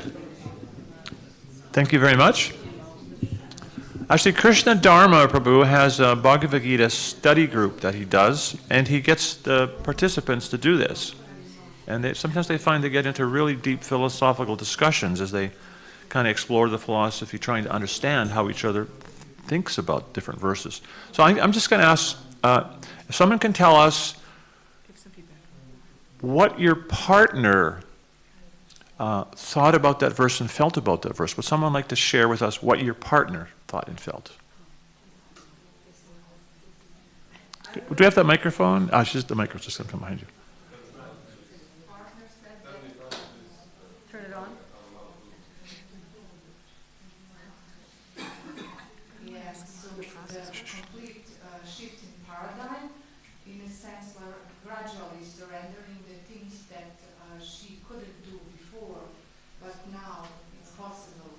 And so it's finding peace in that and happiness in her happiness. Now you can do it gradually.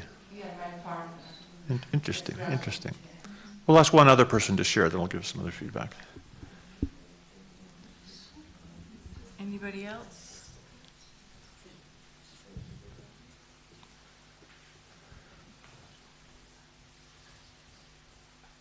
My partner didn't feel so free. Didn't feel free.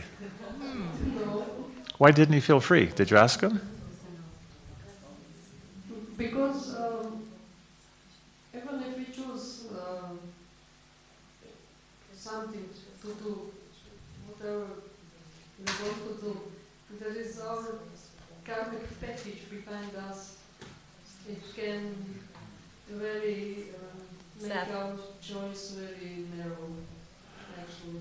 So if I'm hearing what you heard correctly, Mukunda thought that sometimes it's difficult because of our conditioning to be able to do what we want to do.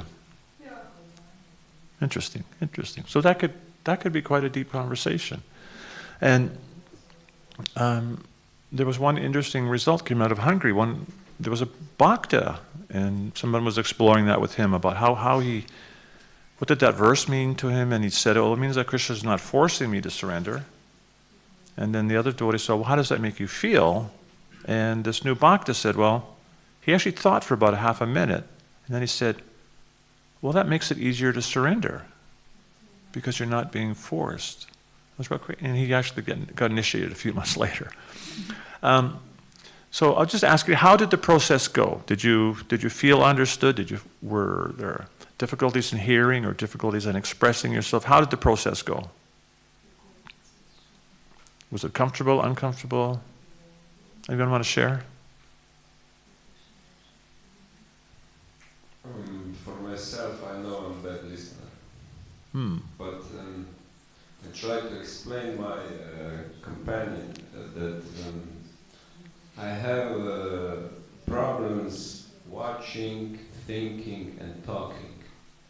I had to close my eyes to really listen, concentrate. Like I would invite inside the debate maybe with cognitive capabilities, because I see how my brain is working while I'm typing and talking. I talk a lot, but while I'm typing, I can write long letters, but they are more compressed, deeper, and I have this problem to listen, really. So how did he listen? Can you evaluate his listening for us? He listened well. Okay. It was a short conversation. Yeah. So, but I'm hearing you had to sort of shut off some of your other perceptions to be able to really focus, yeah. So you found a tool to actually do it. Yeah, that's interesting, yeah. Anyone else want to share? How does it feel to be understood? Can someone just shout out? It feels good. Anyone else? You're going to say something, Madan? Like safe. Safe? Yeah. Safe, good. Yeah. And so that feeling from being understood, when we talked about finding the pony, finding the unmet need of the person who's escalated, they're kind of losing touch with their higher self. When you try to reach out and find out, help them understand what they're feeling and needing, it makes them feel safe and understood. And it helps them to reconnect with their higher self. And that's empathy. It's a very powerful thing. And again, that's why Rupa Goswami recommends this exchange. Because it does makes us feel good, makes us feel safe, understood, and it connects us as human beings, as devotees. And it's a very important spiritual exchange, and something I would encourage you to practice in, with your friends, your partners, spouses, devotees around you, because it will, increase our understanding of each other, understanding of Krishna consciousness, improve our relationships, improve our emotional bank account, make it easier to resolve our challenges and problems, and it's a very important skill that Rupa Goswami recommended. So.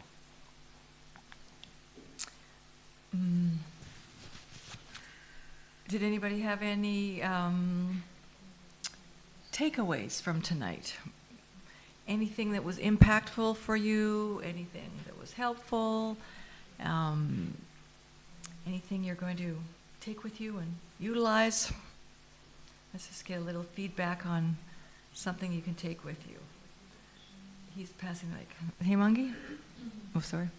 I don't know. We're going to have to ask a few other people. We have only had 3 speakers tonight here. We're going to have to pass. Okay, we'll get you next. I'm really thankful to you, and I'm really encouraged by your example. So when I see your representative example,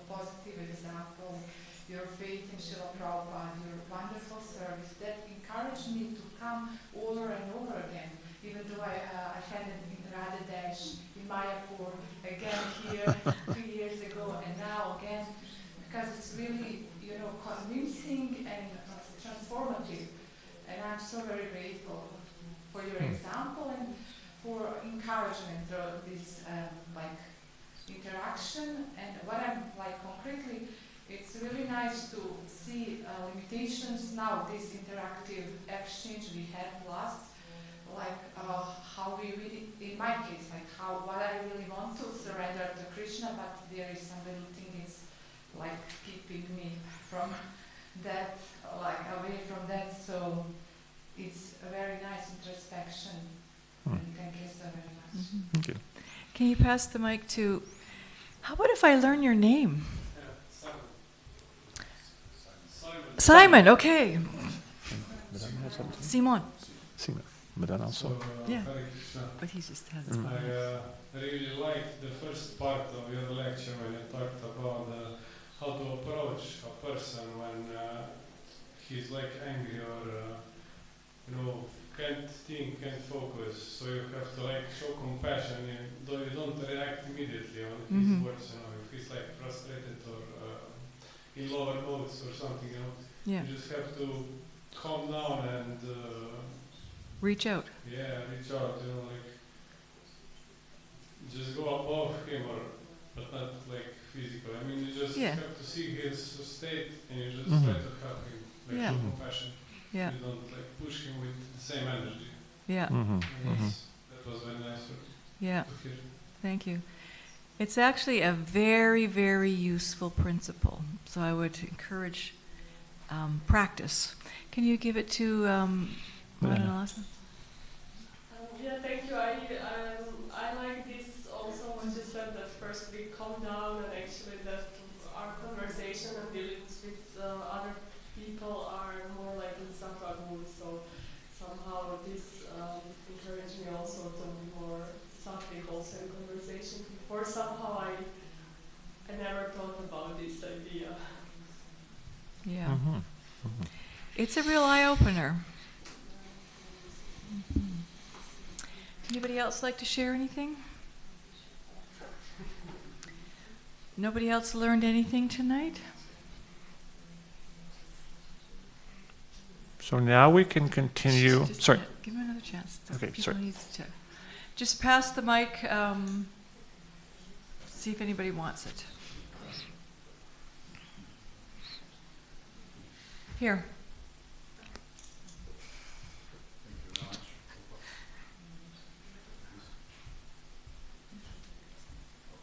Thank you very much.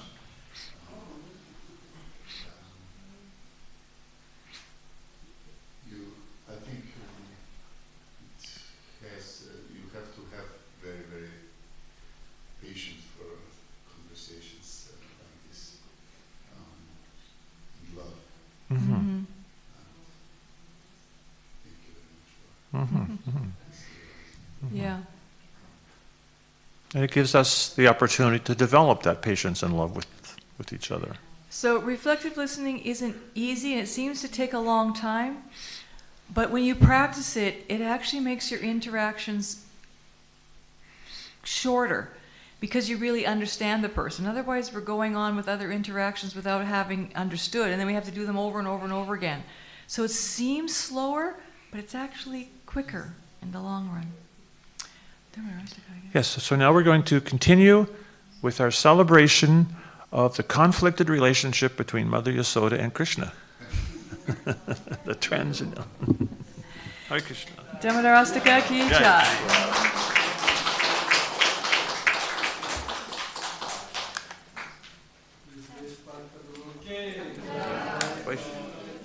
Vaishnava Sangha ki jai. Hari Bol.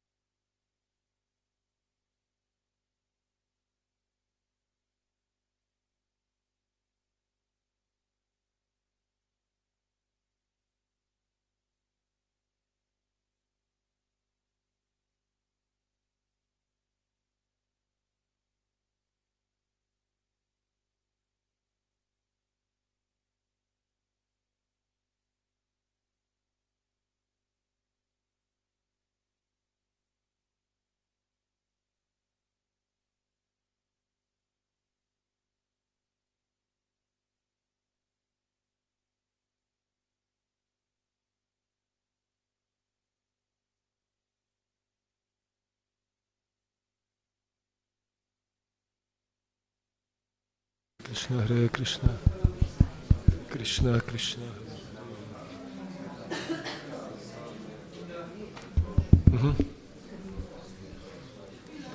Dobro, ja.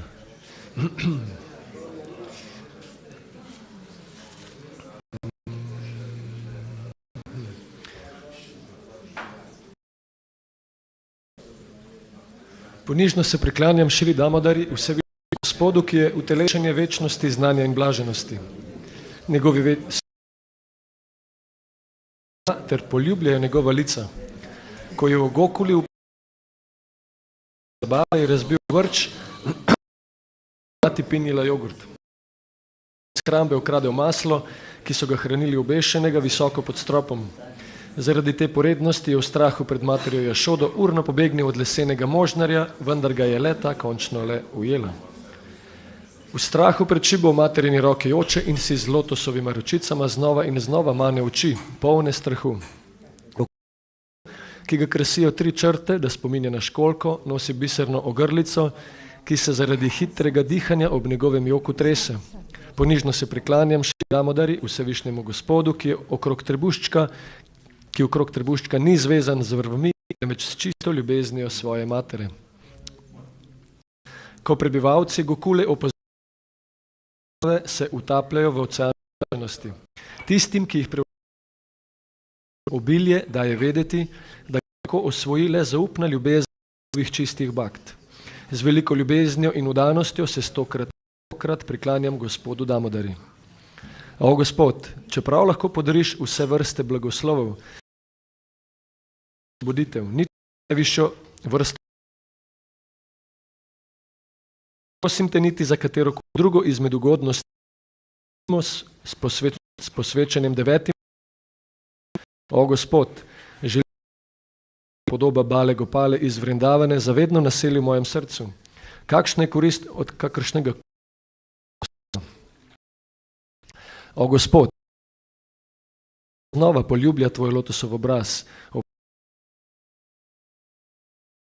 Obraznice pa so rdečkaste kot sadež bimba. Naj ta čudovita podoba tvojega lotosovega zavedno vstopi v moje srce. Na tisoče drugih. O vsevišnji Gospod, ponižno se ti priklanjam. O Ananta, o Višnu, o Gospodar, o Gospod, bodi zadovoljen z mano. Blagoslovi me s svojim milostnim pogledom in odreši tega ubogega nerealnega trpljenja. Razodeni se moja. O Gospod Damodar, čeprav te je mati prevezala k lesenemu možnarju, si sinove Kovere, Manigrivo in Nalakovaro osvobodil narodovega prekletstva in jim je podaril čisto vdano služenje. Prosim tudi meni podari to dragoceno prema bhakti, saj si ne želim nobene druge vrste odrešitve. O Gospod Damodar, naj se najprej poklonim bleščeče sijajni vrvi, ki veže tvoj trebušček. Nato se priklanjam tvojemu trebuščku, v katerem leži celotno vesolje. Ponižno se priklanjam tvoji najdražji, Šrimati Radharani, in tebi, vsevišnjemu Gospodu, ki uprizarjaš neštete zabave.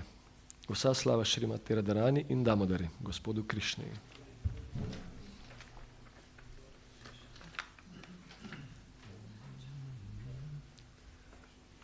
Kdo pa karatališ? Bhakta Vatsala, a še gre karatali? Ne?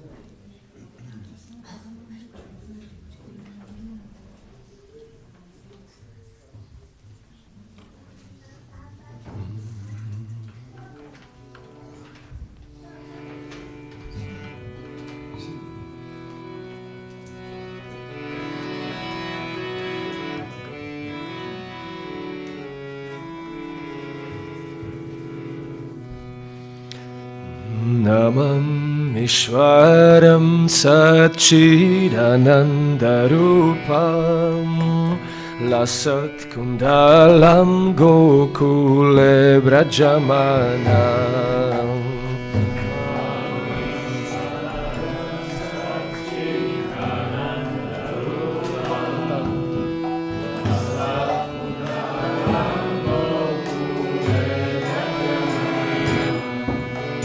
Yashoda Biyolo Kala Davamana Param rishtam atyanta to drutya gopya.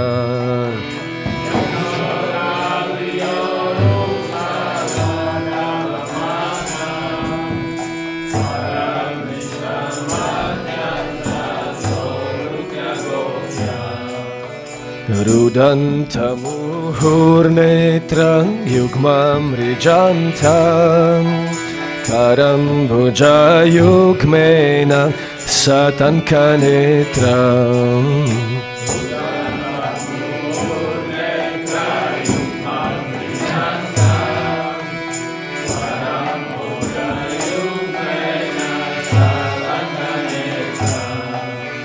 Mukhushvasakam patrirekanka kanta Stita gravam damodaram bhakti-badam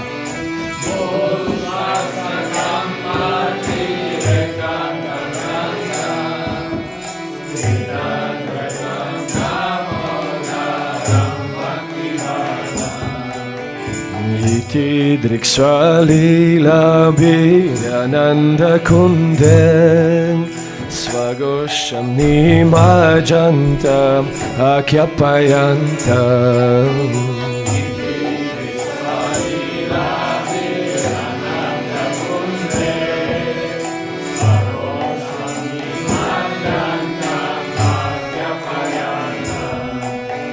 Tadiyeshita geshu bhakta erjitatva Puna prematastam shatavritti vande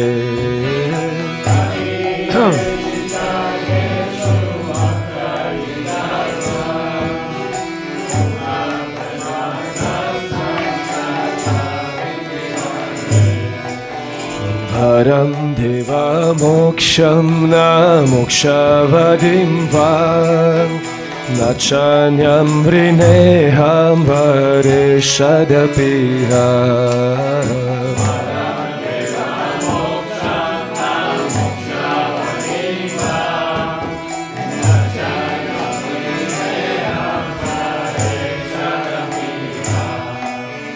Idam teva purnata gopala balam Sada me manasya virashtam kimanyay Idam teva purnata gopala balam Sada me manasya virashtam kimanyay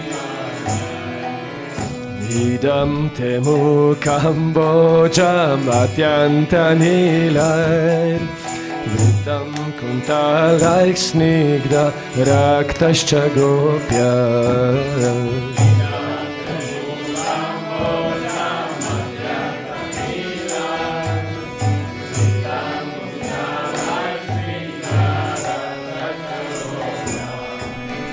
Mukhushumbhitam bimba rakta daramen Manasya virashtamalam lakshalabhay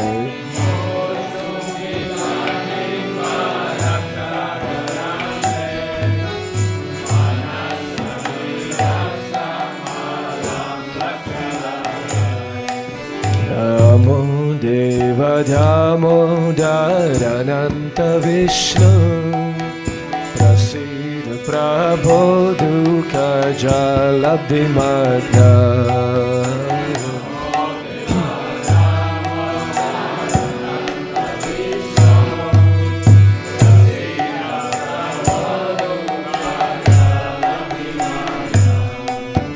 Kripa Drishti Vrishtyati Dinam Bhatanu Viha Nishama Madhyam Vidyakshidrishya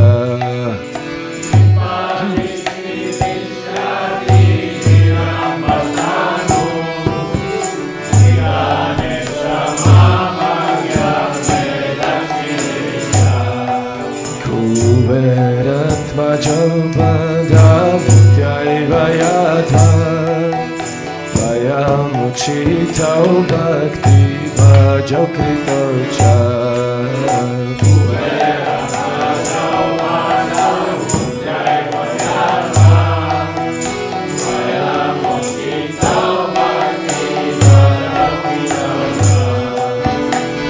Krishna prema bhakti svakame prajača, na mokše graho mesti namo dareha.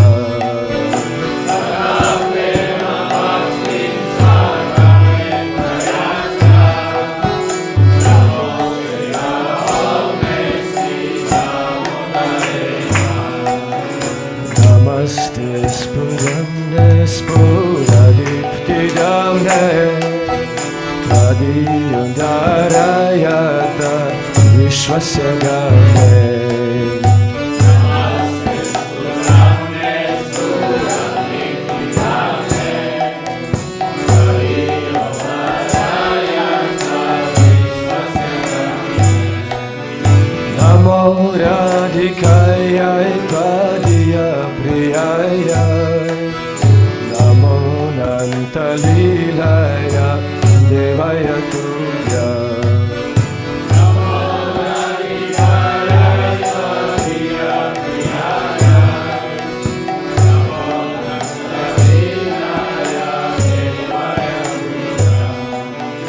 Namo radhikaya tvadiya priyaya, namo nantalilaya devaya tuya. Namo radhikaya tvadiya priyaya, namo nantalilaya devaya tuya. Hare Krishna, Hare Krishna, Krishna Krishna, Hare Hare, Hare Rama, Hare Rama, Rama Rama, Hare Hare.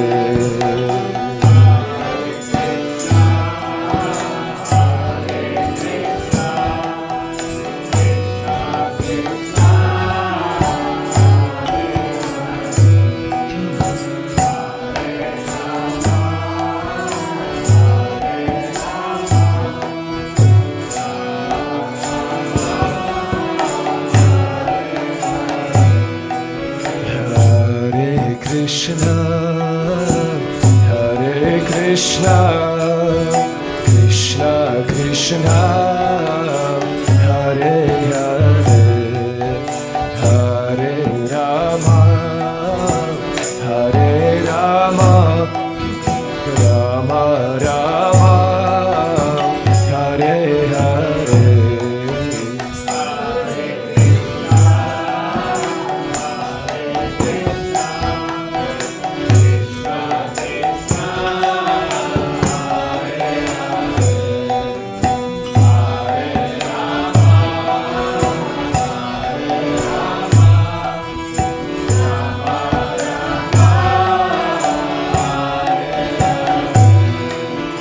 Hare Krishna, Hare Krishna, Krishna Krishna, Hare Hare, Hare Rama, Hare Rama, Rama Rama, Hare Hare.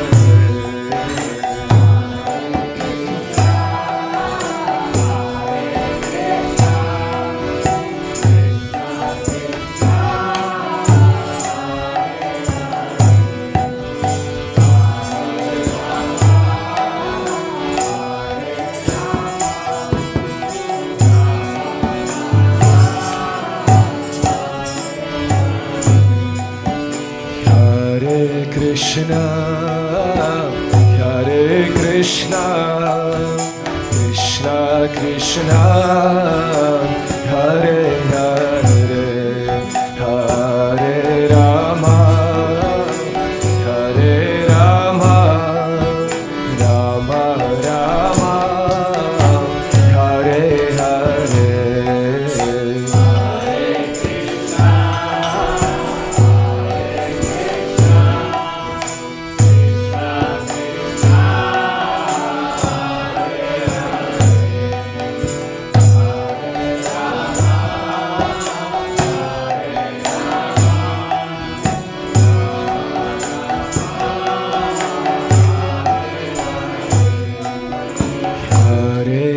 Krishna, Hare Krishna, Krishna Krishna, Hare Hare, Hare Rama, Hare Rama, Rama Rama, Hare Hare.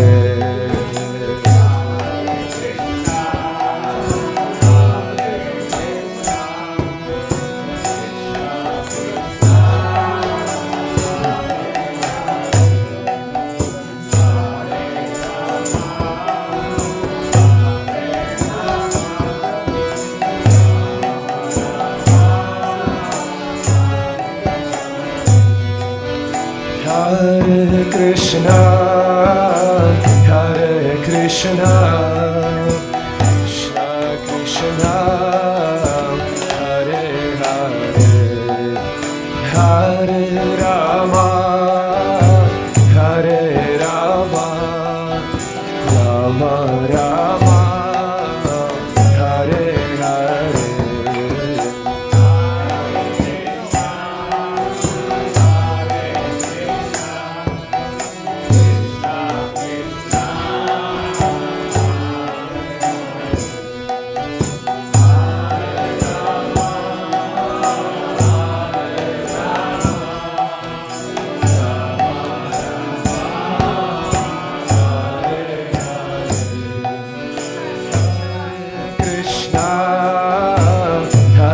Krishna, Krishna Krishna, Hare Hare, Hare Rama, Hare Rama, Rama Rama, Hare Hare.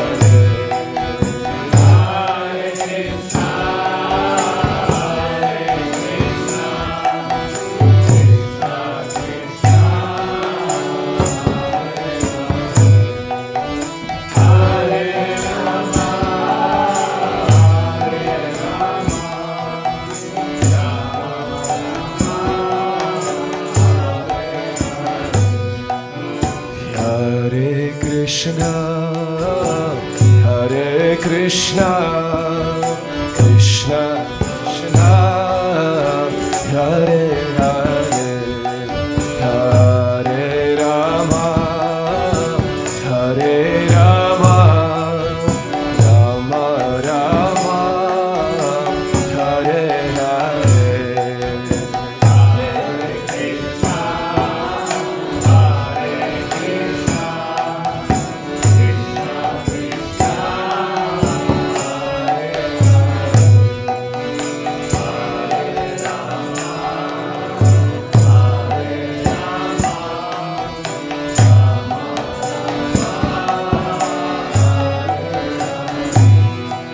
Hare Krishna, Hare Krishna, Krishna Krishna, Hare Hare, Hare Rama, Hare Rama, Rama Rama, Hare Hare.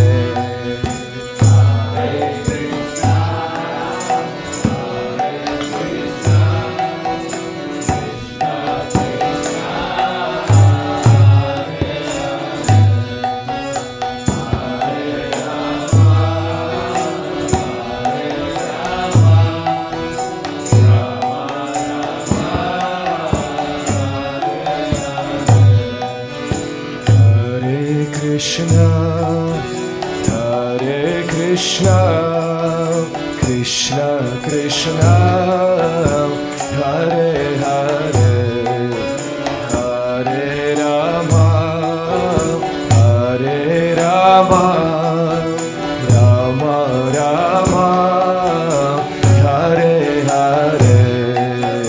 Hare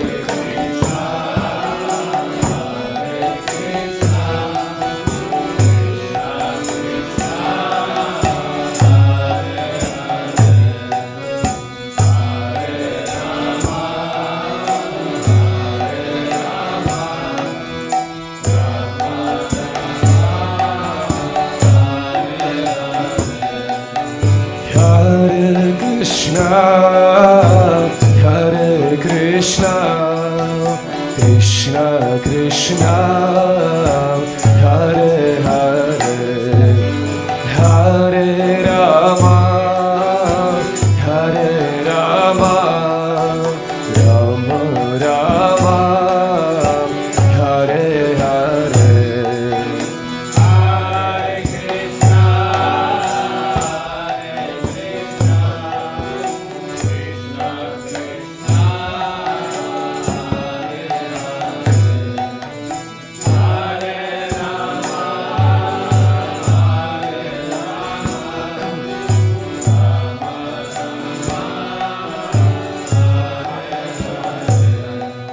Hare Krishna, Hare Krishna, Krishna Krishna, Hare Hare, Hare Rama, Hare Hare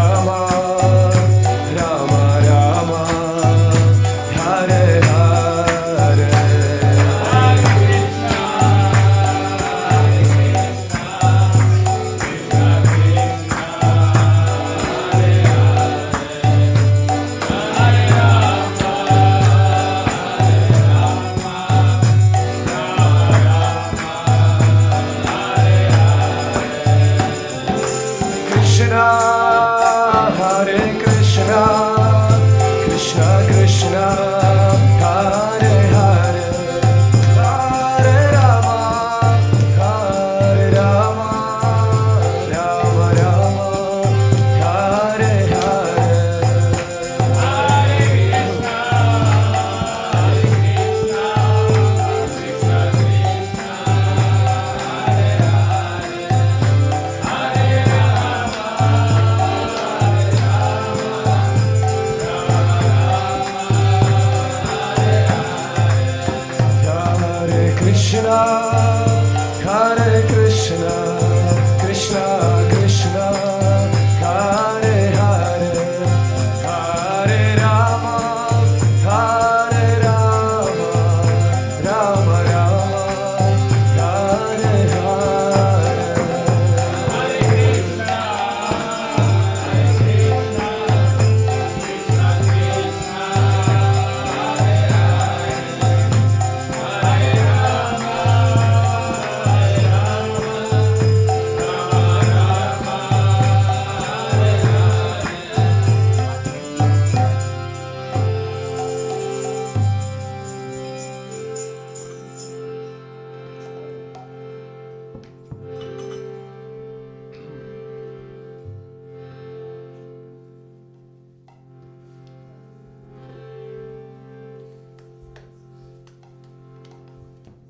Krišna, centra sami, ti so od hare-rama, ko so se stal dol.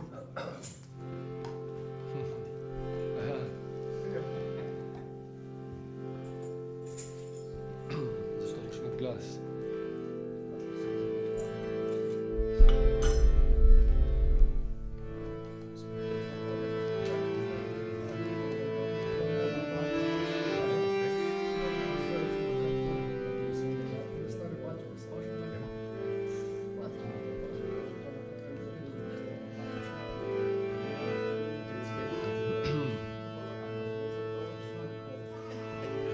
Krishna, Hare Krishna, Krishna Krishna, Hare Hare, Hare Rama, Hare Rama, Rama Rama, Hare Hare.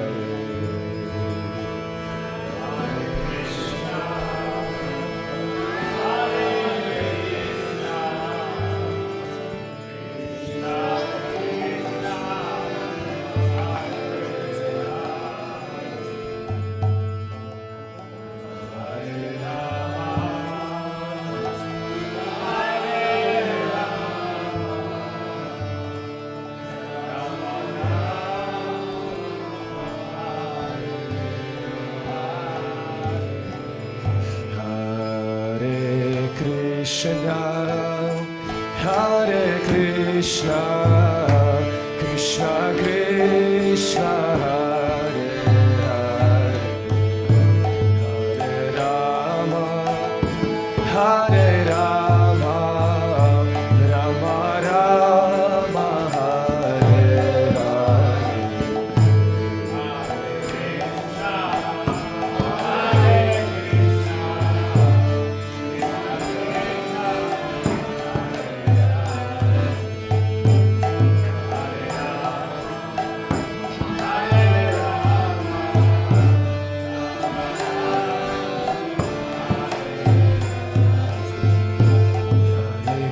Krishna, Hare Krishna, Krishna Krishna, Hare Hare, Hare Rama, Hare Rama, Rama Rama, Hare Hare.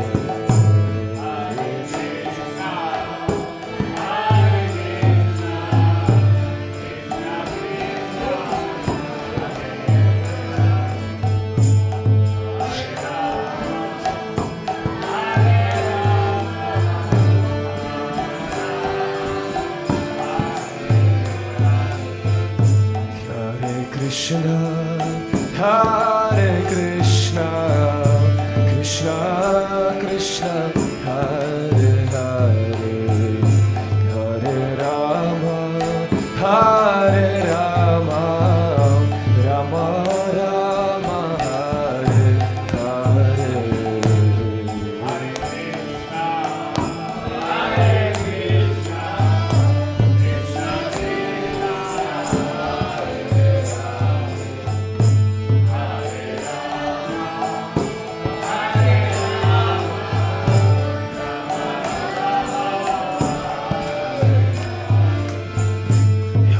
Krishna, Hare Krishna, Krishna Krishna, Hare Hare, Hare Rama, Hare Rama, Rama Rama, Hare Hare.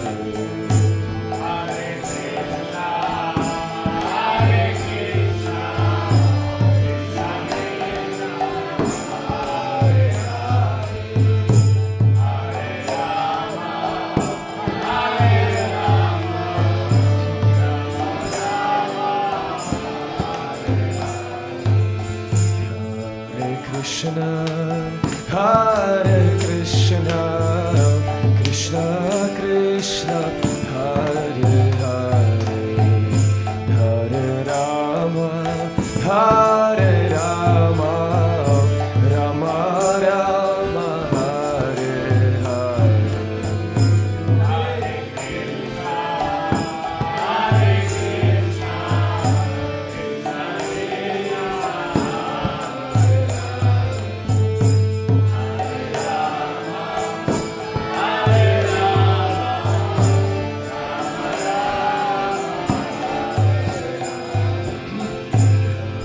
Krishna, Hare Krishna, Krishna Krishna, Hare Hare, Hare Rama, Hare Rama, Rama Rama, Hare Hare.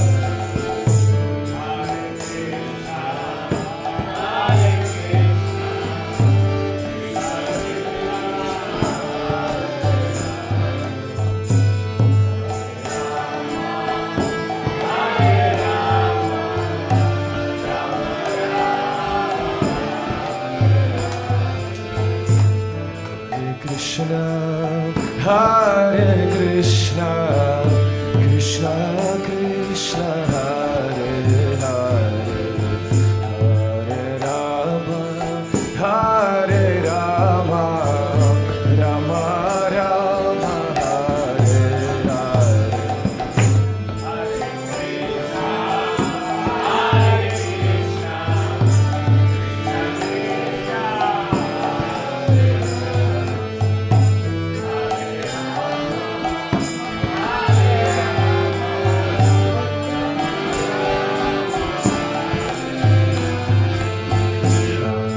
Krishna, Hare Krishna, Krishna Krishna, Hare Hare, Hare Rama, Hare Rama, Rama Rama, Hare Hare.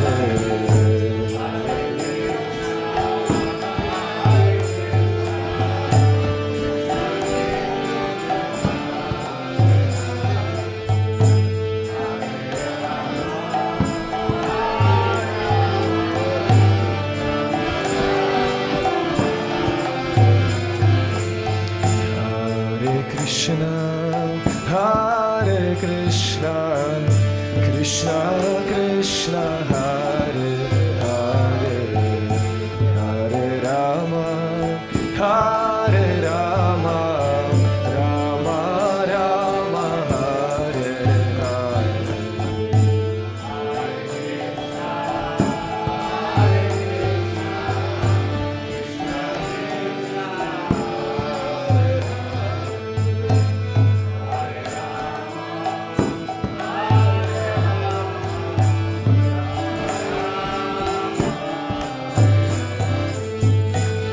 Hare Krishna, Hare Krishna, Krishna Krishna, Hare Hare, Hare Rama, Hare Rama, Rama Rama, Hare Hare.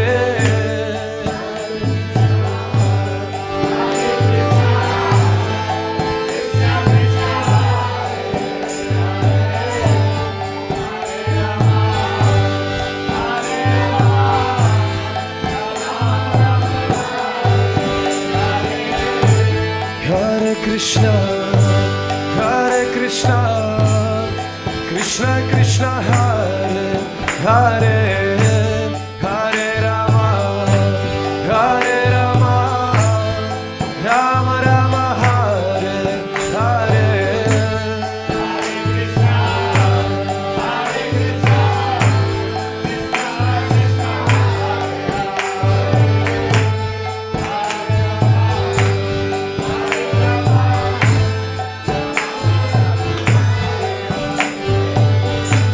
Hare Krishna, Hare Krishna, Krishna Krishna, Hare Hare, Hare Rama, Hare Rama, Rama Rama, Hare Hare.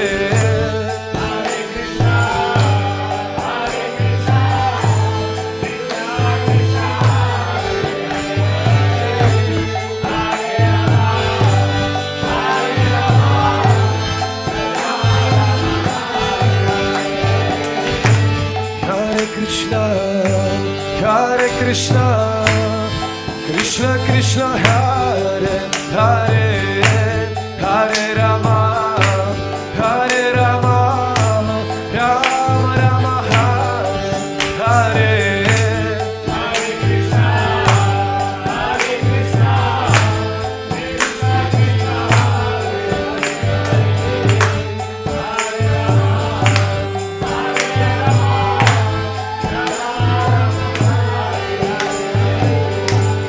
Hare Krishna, Hare Krishna, Krishna Krishna, Hare Hare, Hare Rama, Hare Rama, Rama Rama, Hare Hare.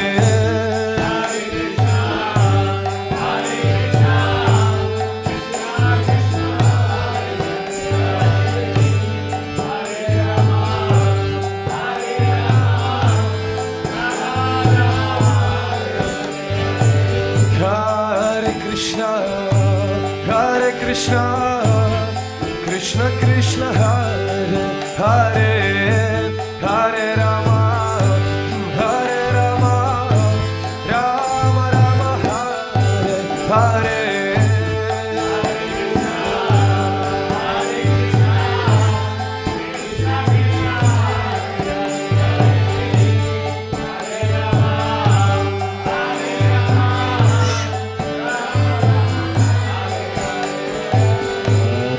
Krishna, Hare Krishna, Krishna Krishna, Hare Hare, Hare Rama, Hare Rama, Rama Rama, Hare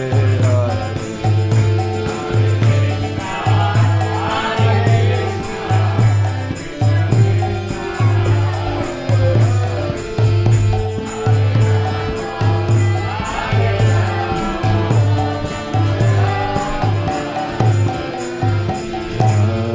Krishna, Hare Krishna, Krishna Krishna, Hare Hare, Hare Rama, Hare Rama, Rama Rama, Hare Hare.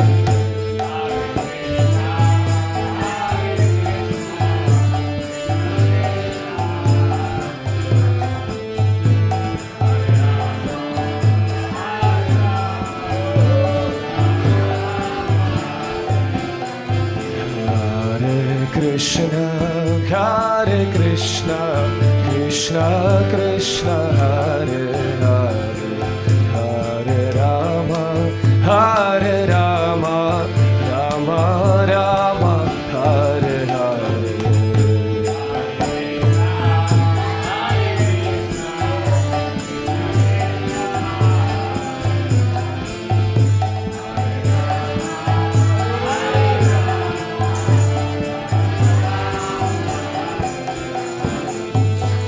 Hare Krishna, Hare Krishna, Krishna Krishna, Hare Hare, Hare Rama, Hare Rama, Rama Rama, Hare Hare.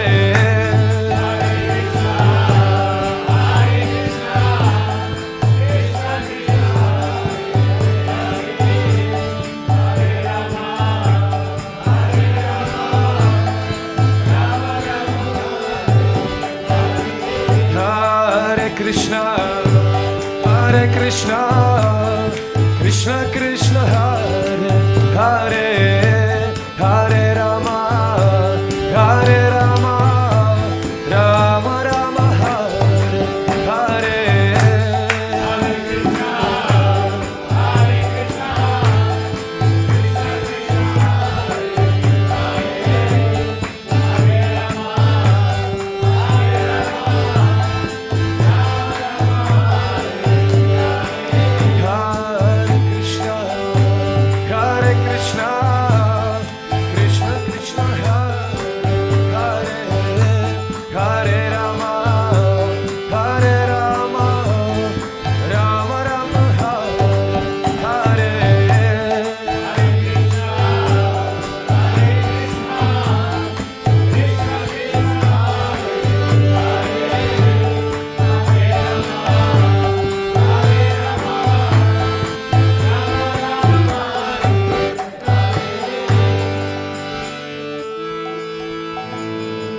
Hare Krishna, Hare Krishna, Krishna, Krishna Krishna, Hare Hare, Hare Rama, Hare Rama, Rama Rama, Hare Hare.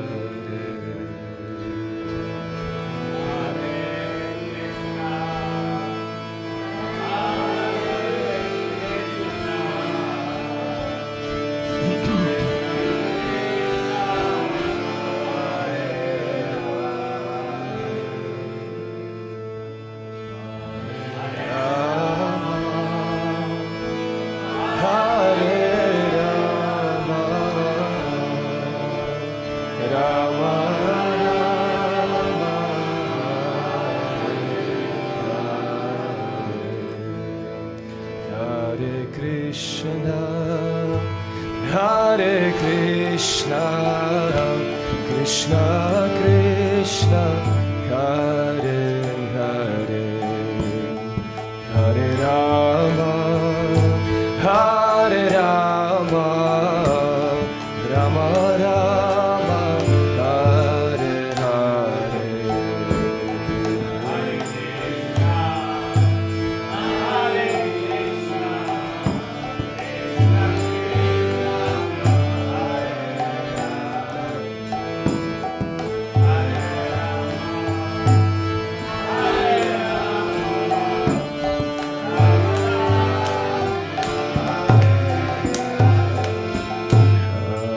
Krishna, Hare Krishna, Krishna Krishna, Hare Hare, Hare Rama, Hare Rama, Rama Rama, Hare Hare.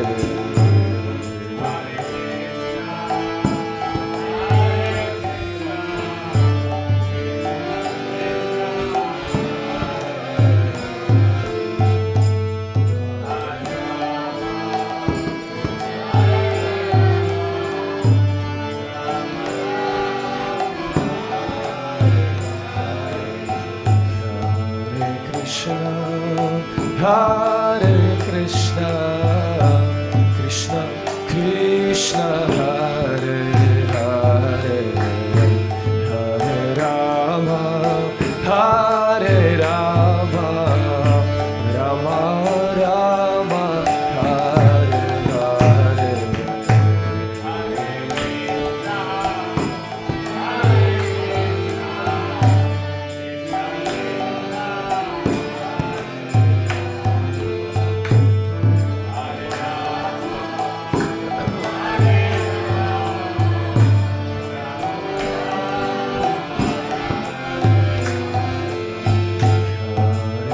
Krishna, Hare Krishna, Krishna Krishna, Hare Hare, Hare Rama, Hare Rama, Rama Rama, Hare Hare.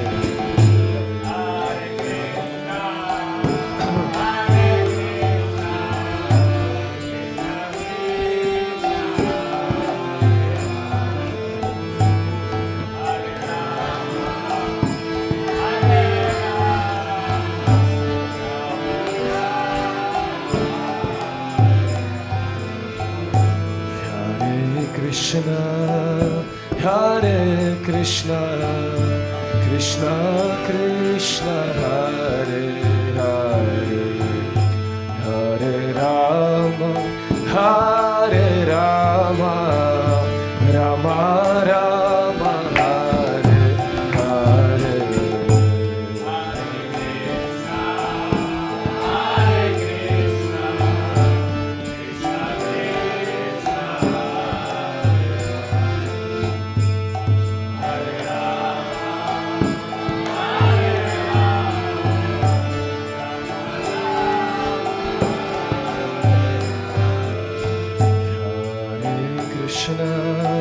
Hare Krishna, Krishna Krishna, Hare Hare, Hare Rama, Hare Rama, Rama Rama, Hare Hare.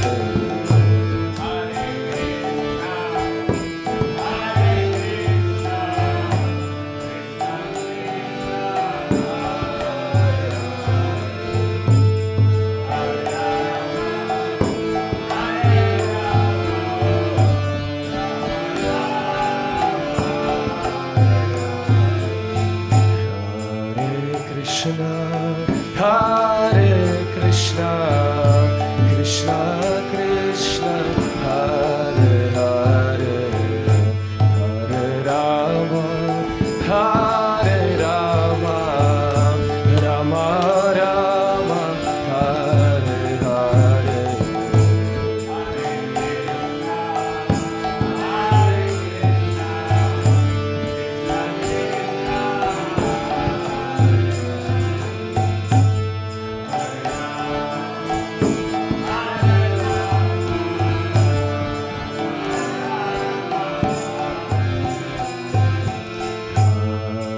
Krishna, Hare Krishna, Krishna Krishna, Hare Hare, Hare Rama, Hare Rama, Rama Rama, Hare Hare.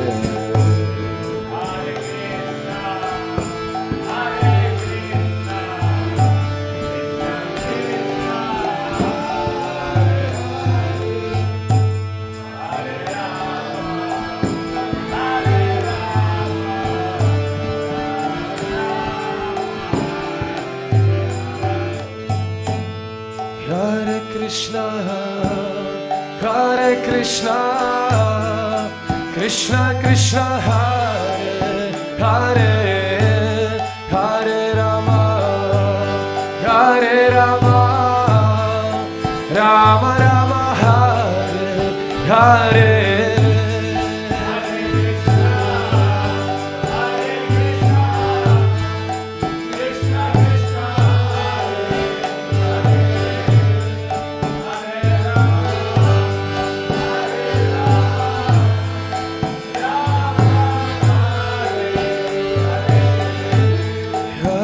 Krishna, Hare Krishna, Krishna Krishna, Hare Hare, Hare Rama, Hare Rama, Rama Rama, Hare Hare.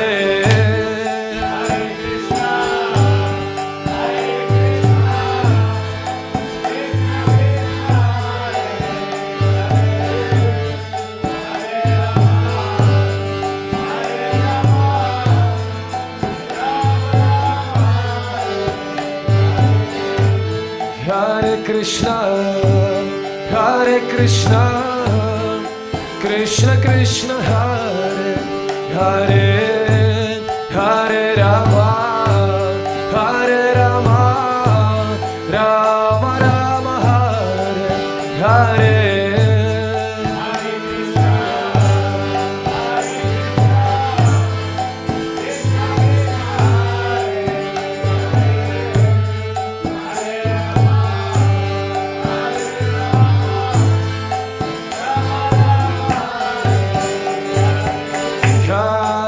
Krishna, Hare Krishna, Krishna Krishna, Hare Hare, Hare Rama, Hare Rama, Rama Rama, Hare Hare. Krishna, Krishna Krishna, Hare Hare, Hare Rama, Hare Rama, Rama Rama, Hare Hare. Hare Krishna, Hare Krishna, Krishna Krishna, Hare Hare, Hare Rama, Hare Rama, Rama Rama, Hare Hare.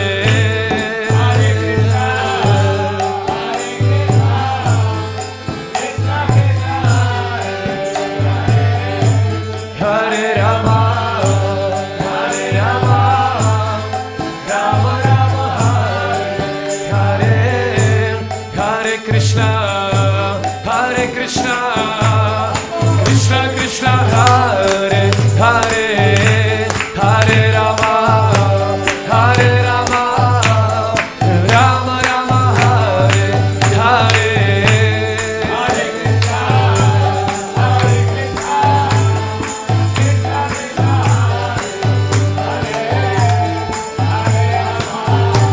Hare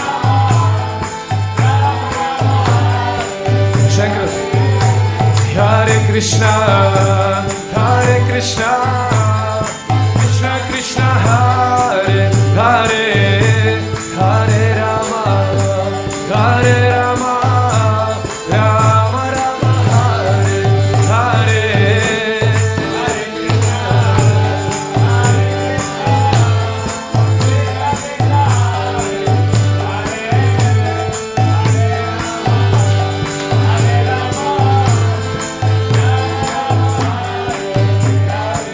Hare Krishna, Hare Krishna, Krishna Krishna, Hare Hare, Hare Rama, Hare Rama, Rama Rama, Hare Hare.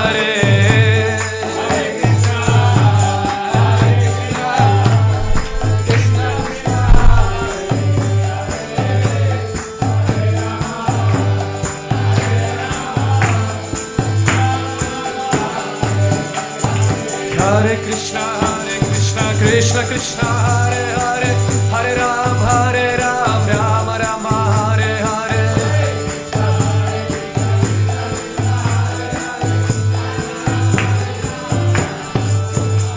Hare Krishna, Krishna Krishna, Hare Hare, Hare Ram, Rama Ram, Hare Hare.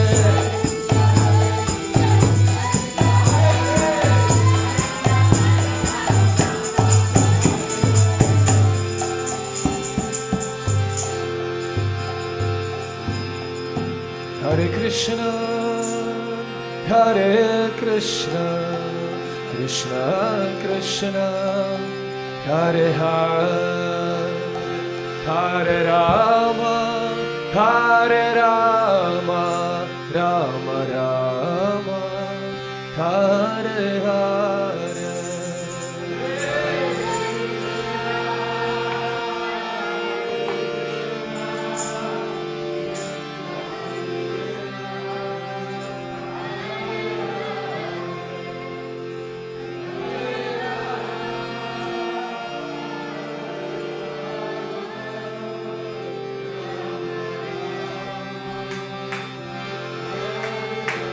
Jaya Jaya Prabhupada, Prabhupada, Prabhupada, Jaya Jaya Prabhupada.